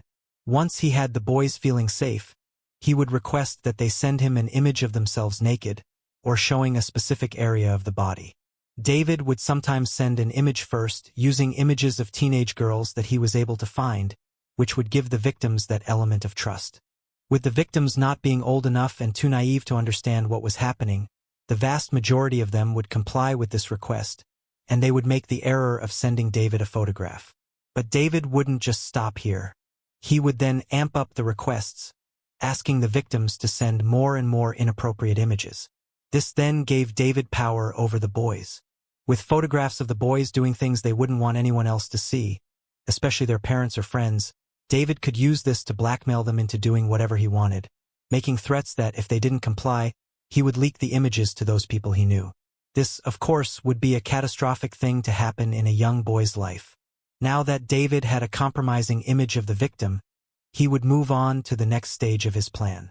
David would make horrific requests. He would force them into sending increasingly extreme imagery of themselves. However, this isn't all he would do. If the victim so happened to have a younger sibling, which would sometimes be the case, David would demand that the victim do the unthinkable. He would force them to commit SA on their own siblings, film it, and send it back to him. David would do this over and over again, forcing people below 15 to do all manner of twisted things for his sinister enjoyment.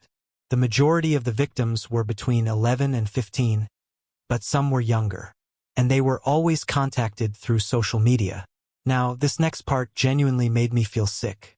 The youngest victim in this case was just 4. David had around 15 fake social media accounts at any given time from 2016 until 2020, and he would have around 5 different prepaid mobile phones, giving him some level of anonymity if the victim were to ever complain to the police.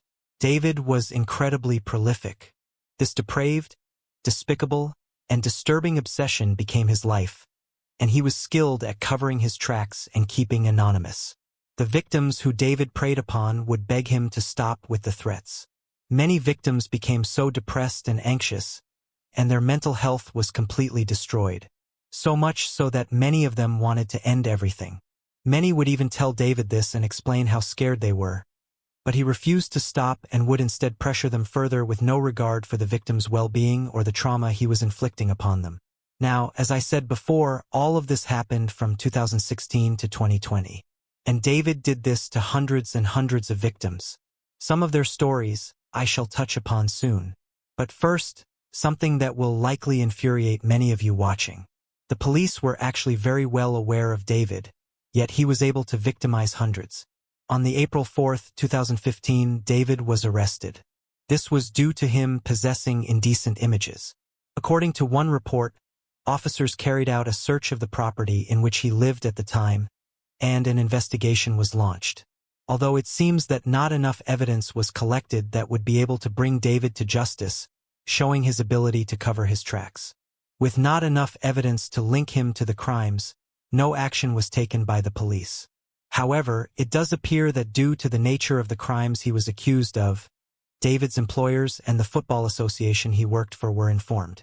According to one report, the police became concerned about his involvement in children's football. From what I can tell, his work with the football team was not allowed to continue. But David was free to continue his disturbing reign. Though, with the police now aware of him, David was being monitored to some degree. Exactly how closely he was being watched is unclear. But one thing is for sure, this brushing with the law did not deter David one bit. The National Crime Agency is a national law enforcement agency in the United Kingdom. It is the UK's lead agency against organized crime, human and weapon trafficking, and cybercrime. 2016 was the year that David is believed to have began what I described before, using catfish accounts to message boys. The social media site Facebook uses an algorithm to scan through messages that are sent on their platform. According to the head of the NCA, Facebook are able to detect the type of behavior in messaging and are able to determine what is being sent, and by who and what age they are. David's profiles were flagged. Facebook shared the data with the NCA in 2017, which identified 20 accounts of boys sending indecent images of themselves to an account of a teenage girl. With this information, a new investigation commenced. Investigators began looking into the IP addresses used to commit the crimes and found them linked to the property owned by David's mother. They then found CCTV footage of him buying a top-up voucher for a mobile phone to one of his fake accounts. The NCA arrested David in August of 2017. The mobile phone used to commit some of the crimes was found hidden in his bedroom. Yet he was released again. David was not deterred by this arrest. He continued his spree, destroying the lives of hundreds of boys. David was arrested again in January of 2018 due to him being flagged. But again, he was released. And, of course, this arrest didn't deter him either. The second he was released by the police, he continued. The investigators would later say that they had to be patient. They wanted to look into David's Snapchat, Google, and Instagram accounts too in order to gather as much evidence as possible to bring him to justice. They claimed that during this time, they didn't know just how prolific David really was. UK investigators had to file an international letter of request to the US authorities. It was nearly 2 years before the NCA received the data from the US. And with this, the police discovered the gravity of the situation. They were dealing with one of the most prolific cybercriminals in British legal history. And so, finally, in April of 2020, the police were able to get the evidence they needed to make a proper arrest. Before the police entered the property, David realized that the house was about to be raided. So, in a last-ditch effort to dispose of incriminating evidence, he attempted to flush his mobile phone down the toilet. Right? Okay. David, listen in. Okay. As of this moment, okay, you are under arrest for the following offenses. I need you to listen to the offenses. Okay. I'm gonna go through them. Right? Causing or inciting a child under 13 years of age to engage in causing or inciting a child to engage blackmail. Making and distribution of indecent image and the possession of indecent images of sure do not have to say anything, but it may harm your defense if you do not mention when questioned something which you later rely on in court. Anything you do say may be given evidence. Okay, David, the grounds for this are that we're in possession of necessary for a number of reasons. To protect children or other vulnerable persons from you. To allow the prompt and effective investigation of the offenses. Okay. By means of recorded interview where special warnings may be delivered to you. Okay. And to preserve evidence that we believe that you may attempt to destroy or hide if you're not arrested. Okay. Do you understand? Yeah. In total, David was arrested 3 times during the 3-year investigation, offending more after each arrest. There were questions as to why David was able to get away with his crimes for so long, leading to the destruction of so many people's lives. One NCA spokesperson said that they were not in a position to charge him before the year 2020, and went on to say, "We applied bail conditions, but we can't be with them 24 hours a day." Wilson was really determined. "We did as much as we could." When you're dealing with someone who was given a fake identification, we have to be 100% certain that that person we arrest and charge is the person behind these fake identities. Takes a lot of time. It's just one of those things. You've got to piece together the evidence like a jigsaw puzzle until you can prove that the fake identities are linked to David Wilson. Investigators now had the grueling job of looking through these messages and images. The case contained more than 250,000 messages and a large number of disturbing images. To think about what the investigators had to look through is truly disturbing. It was discovered that David had selected victims that lived all over the world, the UK, the US, and Australia. and it transpired that David had attempted to contact 5,000 people and was successful with 500. David was charged for these sickening crimes. The court proceedings soon began. He admitted to 96 offenses at Ipswich Crown Court in November of 2020. This made the trial simple for the rest of the investigation. Eventually, victim statements were read out, which put into perspective just how much David had impacted these people's lives. One victim said he became frightened and trapped inside David's evil game after receiving a message from him when he was 11. He said, "This girl approached me in a way that was normal. She seemed like an approachable person of my age. It was believable for me to think that this was just a normal girl that I thought was attractive at the time. And therefore, I continued to talk to her." Images were then sent. The victim then told the court that over time, David began to threaten and harass him. David threatened that he would post the images of him everywhere, and to his parents and his peers. The victim said, "He took advantage of my youth and my innocence. He just wanted more and more indecent images for his own satisfaction." The mother of this victim broke down in tears as she shared the effect of what happened to her son. She told the judge, "I failed to protect my child from the monster who preyed upon him. I was unable to keep him safe." More victims came to the stand. One of the victims, who was incredibly young, was groomed while struggling with the effects of his father dying from cancer. The victim was going through a horrific and traumatic time. David knew this, and yet he continued to exploit the victim, sending them into a spiral of deep depression. The victim explained that his life was already falling apart, but David wanted the images more than he cared about their well-being. Another brave victim came forward and spoke about what they endured at the hands of David Wilson. The victim described how he was suffering during the time due to his grandfather passing away, and then David messaged him on a fake account. The two chatted before the conversation turned flirtatious. And then the victim sent an image of himself. The blackmail and pressure soon followed. The victim begged and pleaded for David to stop as his grandfather had just died. The victim pleaded that things were tough for them, and that the blackmail and threats were making a challenging time even harder. But David didn't listen. He had zero interest in their sorrow, and he continued to press the victim into sending more and more explicit material. Another victim took to the stand and looked at David. He said, "Do you remember me? I was the little boy who used to play striker. I was 9 and I was a top scorer. I was the kid that you took advantage of, that you blackmailed, that you made feel depressed. I am the kid whose childhood you stole." The court then heard how David, on multiple occasions, would force some of the victims to do unthinkable things to their siblings. Something that deeply horrified the court. Because David was compliant and admitted to the crimes, the need for a full trial was avoided. One investigator who worked on the case said, "I really think he couldn't help himself. It's like some sort of mental illness. It developed over time and became progressively worse, which is not an unusual characteristic of an offender. What will happen is they need to move on and do other things to gain the same stimulus, a bit like drugs. He became more and more dangerous in terms of his offending." The sentencing judge, Rupert Overbury, described Wilson as a serial P-word and an extremely dangerous individual. The judge looked at David Wilson and said, "You carried out a lengthy and premeditated campaign of sadistic manipulation. Any decent human being will be astonished at the level of depravity involved." Now, the full extent of what David got his victims to do is unclear. I couldn't find any sources confirming the specific details. However, I'm not sure that knowing is a good thing, and it's probably for the best to keep it secret. I, for one, am happy not knowing. But one thing is for sure. Whatever it was incredibly extreme. When it came to the sentencing, the court took into consideration another thing, that David expressed willingness to work with any agency whilst in custody to address his, quote, problems. I'm not entirely sure that someone such as David is capable of rehabilitation, but there we go. On the February 10, 2021, the judge sentenced David Wilson to 25 years in prison with an extended license period of 8 years. Usually, criminals in the UK get off fairly lightly.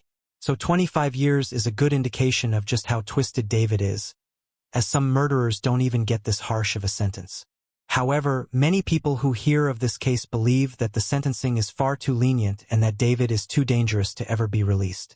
Those who investigated the case made a point to highlight the bravery of the victims who came forward. For many of them to come forward at such a young age is truly remarkable. The investigation and court proceedings were grueling, and the victims had to describe many vulnerable things. Following the sentencing, investigators described David as one of the most prolific offenders they had ever come across. To imagine for a moment being young and trusting someone online only to receive horrific threats involving intimate photographs of you being sent to your friends and family is a horrifying thought. David showed absolutely no regard for his many victims. The case of David left me feeling genuinely infuriated and deeply sickened. The age of the internet has brought with it so much opportunity. There is so much access to information, and it is an overall positive on the world. But with that being said, it is important to remember that people such as David use the internet for very different reasons. David is on the more extreme end of such a criminal. But sadly, he is far from rare. There are many more like him out there who can and will commit these crimes with no remorse. This case is a reminder to ensure your children are safe when using the internet. David Wilson is considered to be one of the most prolific criminals in British legal history, and the victims are currently being treated by mental health professionals. However, it is being reported that with some of the more extreme cases where David blackmailed them into saying their siblings, that they will likely never psychologically recover. During the 1950s, 60s, and 70s, a number of people that resided on the island of Jersey were attacked by a mysterious man. This man would be dubbed as the Beast of Jersey. The Beast of Jersey would strike fear into those on the island due to a string of terrifying offenses, only striking when he knew his victims were vulnerable. The island of Jersey is the largest of the Channel Islands and is located between England and France with a population of 55 to 70,000 during the period I'm about to discuss. The island is known to be a beautiful place to live with low crime rates and is famous for its ice cream. It was even occupied by the German forces in World War II. In November of 1957, a woman was waiting at a bus stop for her ride home late at night. This woman was a nurse and was just minding her own business, when all of a sudden, out of nowhere, she was attacked. The attacker tied a rope around her neck and dragged her from the bus stop into a nearby field. The attacker beat and forced himself upon her. After he had committed this despicable act, he fled from the scene. The woman was badly injured and required a number of stitches. The woman reported the crime to the police, but the attacker had left behind little evidence and he had also concealed his identity by covering his face with a scarf. The police didn't have too much to work with.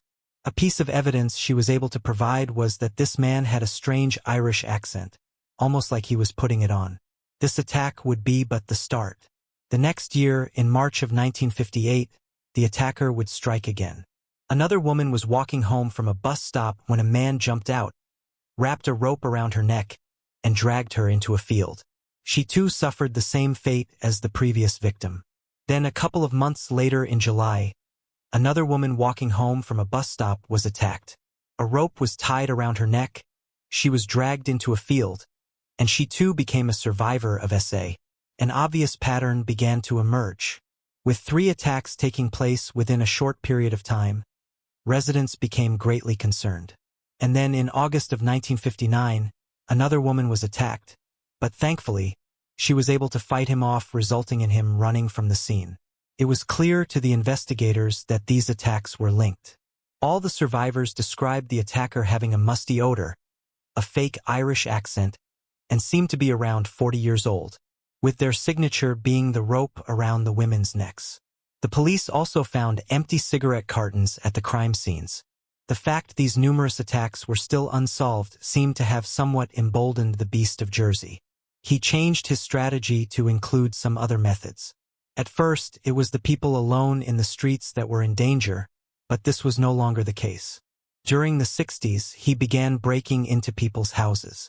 On the February 14, 1960, a 12-year-old boy was awakened by a bright torch shining in his eyes. Stood at the end of his bed was the Beast of Jersey. He tied a rope around the boy's neck, dragged him into a field, and forced himself upon him. After, he brought the boy back outside his house and fled from the scene. An investigation of the crime scene concluded that the Beast of Jersey had climbed through his window to get inside. Then in March of 1960, a 25-year-old woman was walking to a bus stop, when all of a sudden, a man who claimed to be a doctor pulled over and offered to give her a lift. This man said he was on his way to pick up his wife, which led the woman into a false state of security, and she accepted the ride. Once inside the car, the man grabbed her, tied her up, and beat her before dragging her into a field and forcing himself upon her. The man inside the car was indeed the Beast of Jersey. After he was done, the Beast grabbed the woman and dragged her back inside the car and drove away with her. However, the woman managed to escape from the vehicle and screamed as loud as she could for help. As a result, the Beast fled and sped off from the scene. Soon after this, the Beast would strike yet again. A 43-year-old woman was home with her 14-year-old daughter. The two lived in a fairly remote part of the island. At around midnight, their phone rang. The mother got up and went to answer their phone. On the other end, there was only a strange clicking sound. Not thinking too much of it, the woman put down the phone and went back to bed. But then moments later, there was a noise downstairs followed by the lights in their home going out. She tried to call the police, but the phone lines had been cut. The Beast of Jersey was inside her home. The woman was then grabbed in the dark. She was able to fight the Beast off and ran to her neighbors for help. But as she ran for help, the Beast had gone upstairs and grabbed her daughter instead, and forced himself upon her, following the exact same ritual with the previous attacks. The following month, another incident took place. This incident would be the first time that the Beast of Jersey would wear his now infamous mask. Her 14-year-old girl was asleep when she was awakened by the sound of someone in her room. She sat up, opened her eyes to see the Beast stood at the end of her bed, staring at her. Terrified, the girl screamed, and thankfully, the Beast fled before harming the girl. In the following months, the Beast of Jersey continued his reign of terror using this method. From July 1960 to April 1961, he attacked and committed SA upon 4 children, aged between 8 and 12. All were abducted from their homes and taken to a field. With over 3 years of sinister and brutal attacks on women and children, the police acquired help from Scotland Yard to help crack the case and bring the Beast of Jersey to justice. A detective by the name of Jack Manning was assigned to the case, a well-respected homicide detective from Scotland Yard. The police questioned thousands of people, including already known criminals on the island. The information the police had on the Beast of Jersey was that he was around 5'6", an average build, spoke in a strange accent, had a strange musty smell, sported a mustache, and always wore a long jacket or raincoat with a peaked cap and gloves, and of course, the mask. The Beast had also claimed that he had killed someone. He had mentioned this to a couple of the victims. Islanders were told to stay alert, especially during the hours of 10 p.m. to 3 a.m., as this was when the Beast was known to strike. Neighborhood watches were created as a deterrent, in hopes it would minimize the chances of the Beast of Jersey striking again.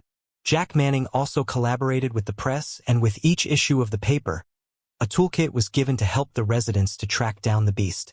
These measures seemed to work, at least for a little bit. The investigators also requested fingerprints from every man on the island. The men could deny this request, but every single man complied but 13. Instead of chasing up these 13 people, the police turned their attention to a man named Alphonse. Alphonse was an older gentleman and a recluse. He was known to roam the island at night, and he also owned a raincoat.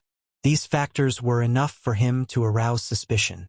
Alphonse was questioned by the police, and his home was searched numerous times. But it came clear to the police that it was highly unlikely that he had anything to do with the crimes. However, the residents on the island believed that Alphonse was the one responsible. And so they took matters into their own hands. They burned his house down. Now homeless and in danger of being attacked or even killed by furious islanders, Alphonse was forced to flee. He lived in exile on a small island 7 miles away from Jersey. For 2 years, there were no attacks, but islanders would soon regret their cruel treatment of Alphonse, and the attacks would soon continue. In April of 1963, the Beast of Jersey attacked a 9-year-old boy. Residents were horrified. They believed the nightmare to be over. And then, in November of the same year, an 11-year-old boy was attacked, followed by 2 attacks on a 10-year-old girl and a 16-year-old boy. And then nothing. Nothing else happened for more than 2 years, leading to the police to believe that the beast was no more. But this was wishful thinking. A chilling letter was sent to the police and the sender claimed to be the beast himself. "My dear sir, I think that it is just the time to tell you that you are just wasting your time. As every time I have done what I always intended to do, and remember, it will not stop at this, but I will be fair to you and give you a chance. I have never had much out of this life, but I intend to get everything I can now. I have always wanted to do the perfect crime. I have done this, but this time, let the moon shine very bright in September because this time it must be perfect. Not 1 but 2. I am not a maniac by a long shot, but I like to play with you people. You will hear from me before September, and I will give you all the clues just to see if you can catch me. Yours very sincerely, wait and see." The Beast of Jersey followed through with his promise in the letter. In August of 1966, a 15-year-old girl was attacked by the Beast of Jersey. He beat and forced himself upon her. He also made some incredibly disturbing threats. The girl reported that he repeatedly said, "Do you know how long it takes to kill a woman? 5 minutes. The other attack that the Beast promised never happened. Following this attack, the Beast went quiet again and would reappear in the 70s. In August of 1970, a 13-year-old boy was asleep when he was awakened by a bright light shining directly into his face. He led the boy outside and attacked him in his usual style. After, the Beast of Jersey brought the boy back home, but told him that if he was to speak to anyone about what happened, he would come back and kill his parents. The following morning, the boy woke up and tried his best not to speak of what happened to him, but his parents could obviously see that something was horribly wrong with him. He broke down and told his parents exactly what happened. By this point, the Beast of Jersey had been carrying out his depraved crimes for well over a decade. The police had interviewed and questioned thousands of people, yet they just couldn't seem to crack the case. And then, a rather unusual stroke of luck. On the July 10, 1971, 2 police officers were conducting their nightly duties and patrolling around the island in a car. The officers stopped at some traffic lights when a car whizzed by them at great speed. The officers were quick in pursuit. Whoever was in this car desperately tried to evade the police and even drove on the wrong side of the road to get away from them. And then the car crashed. The man in the car tried to run, but the officers were able to catch him and he was taken back to the police station. In the heat of the pursuit with adrenaline running high, it was only back at the station that the officers realized the gravity of the situation. They noticed that the man they had just arrested was wearing a very similar trench coat that the victims had reported the Beast of Jersey to wear, and it had a very distinct musty smell. He was also wearing bands around each wrist that had large nails protruding from them. Upon searching his pockets, they discovered that his jacket was lined with spikes. They also made a very chilling discovery. They removed a flashlight, a wig, and the haunting mask of the Beast of Jersey. The man they had arrested was Edward Pinnell. Edward was a 46-year-old man born and raised on the island of Jersey. He was a married man with a daughter and 2 stepchildren. Edward met his wife Joan at a foster home for children founded by her mother. Edward worked there as a kind of handyman. It's reported that he was very well loved by the children there. He brought them gifts and sweets and dressed up as Santa, and they even referred to him as Uncle Ted. Edward and Joan were married, but weren't really together. The 2 didn't get along and they weren't intimate. So Edward lived in an annex on the side of their home. The police, of course, had a long list of questions for Edward to answer. They knew very well they had the Beast of Jersey in custody. They just needed to prove it without a shadow of a doubt.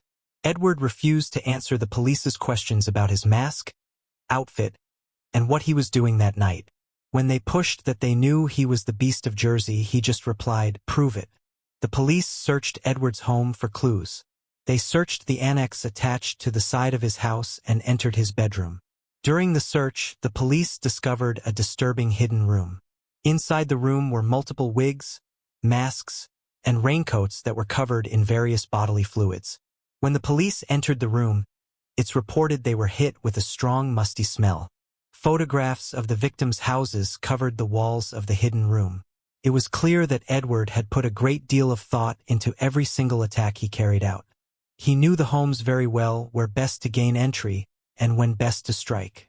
He also kept the photographs as some kind of trophy. Inside the secret room, the police also found an altar covered with books on the occult and black magic with multiple ritualistic items, including a wooden sword hung on the wall. It is also said that he would perform animal sacrifices on the altar before going out on his attacks. Edward was not a smoker, nor did he have an Irish accent. He had left behind empty cartons of cigarettes at the crime scenes and faked the accent in an attempt to throw off the police. Edward was charged, and the trial would begin in November of 1971. The prosecution team brought up Edward's obsession with the occult. They also highlighted that he had a very strange fascination with Joel Dyer, and even claimed to be one of his descendants. Charles was a French man who lived during the 1400s.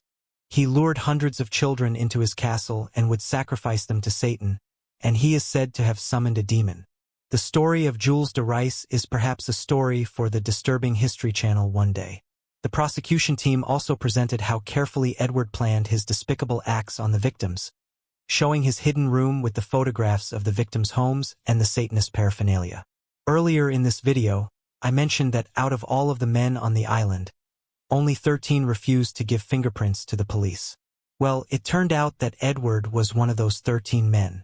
Frustratingly, if the police would have pursued this just a little further, the beast could have been caught long before. But the only previous conviction Edward had was from the time of Nazi occupation on the island. Edward had stolen food belonging to the Nazi forces and distributed it to the hungry locals. He was caught and imprisoned for months. Perhaps they didn't think that such a man was capable of committing such extreme levels of evil. Edward was also a well-liked man on the island and was known for taking part in many community events, and of course, for helping his wife with the foster home she ran. Many were shocked that he turned out to be the Beast of Jersey, leading him to being dubbed as a real-life case of Jekyll and Hyde. Edward was found guilty and sentenced to 30 years in prison. Following his arrest and conviction, his wife Joan wrote a book on the Beast of Jersey in 1972, claiming that she had no idea that her husband was the Beast. Although she tried to back up her claims and stated that they were only married in name and not very intimate with each other, many did not believe her story. Alphonse, the man whose house was burned down, lived in exile for 14 years on a small island inhabited by fishermen and tourists. He declared himself the king of the island and enjoyed his time there. He did, however, eventually return to the island of Jersey. He passed away at the age of 97 in 2012. And now, get ready for something that will truly infuriate you. Edward was released from prison in 1991 after completing 20 years of his 30-year sentence, as he was considered to be a model prisoner and was even allowed to return to Jersey. Of course, the residents of Jersey had not forgotten the terror he had inflicted upon them, and so he was forced to flee the second they found out. He lived on the Isle of Wight for the rest of his days, dying in 1994 from a heart attack. Though Edward was only charged with 13 counts, it's believed that there are more victims that just didn't come forward.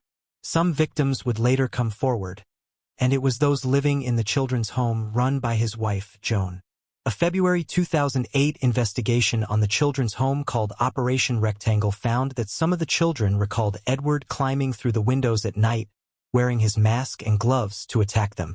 One witness confirmed that he used chloroform on sleeping children and removed them from their beds to perform his sadistic acts elsewhere. The documents of this investigation, which total more than 2,000 pages, were published online, but many of the potential witnesses are now dead or those that were unwilling to give live evidence. The allegations in the documents also point to high-profile 1960s politicians, and also point to a potential ring and many cover-ups. They also dug up shackles in the dirt, which would have been attached to the walls. Despite the allegations made against Edward in the investigation, there was no firm evidence to prove that he was responsible for any of the SA that occurred in the foster home for children.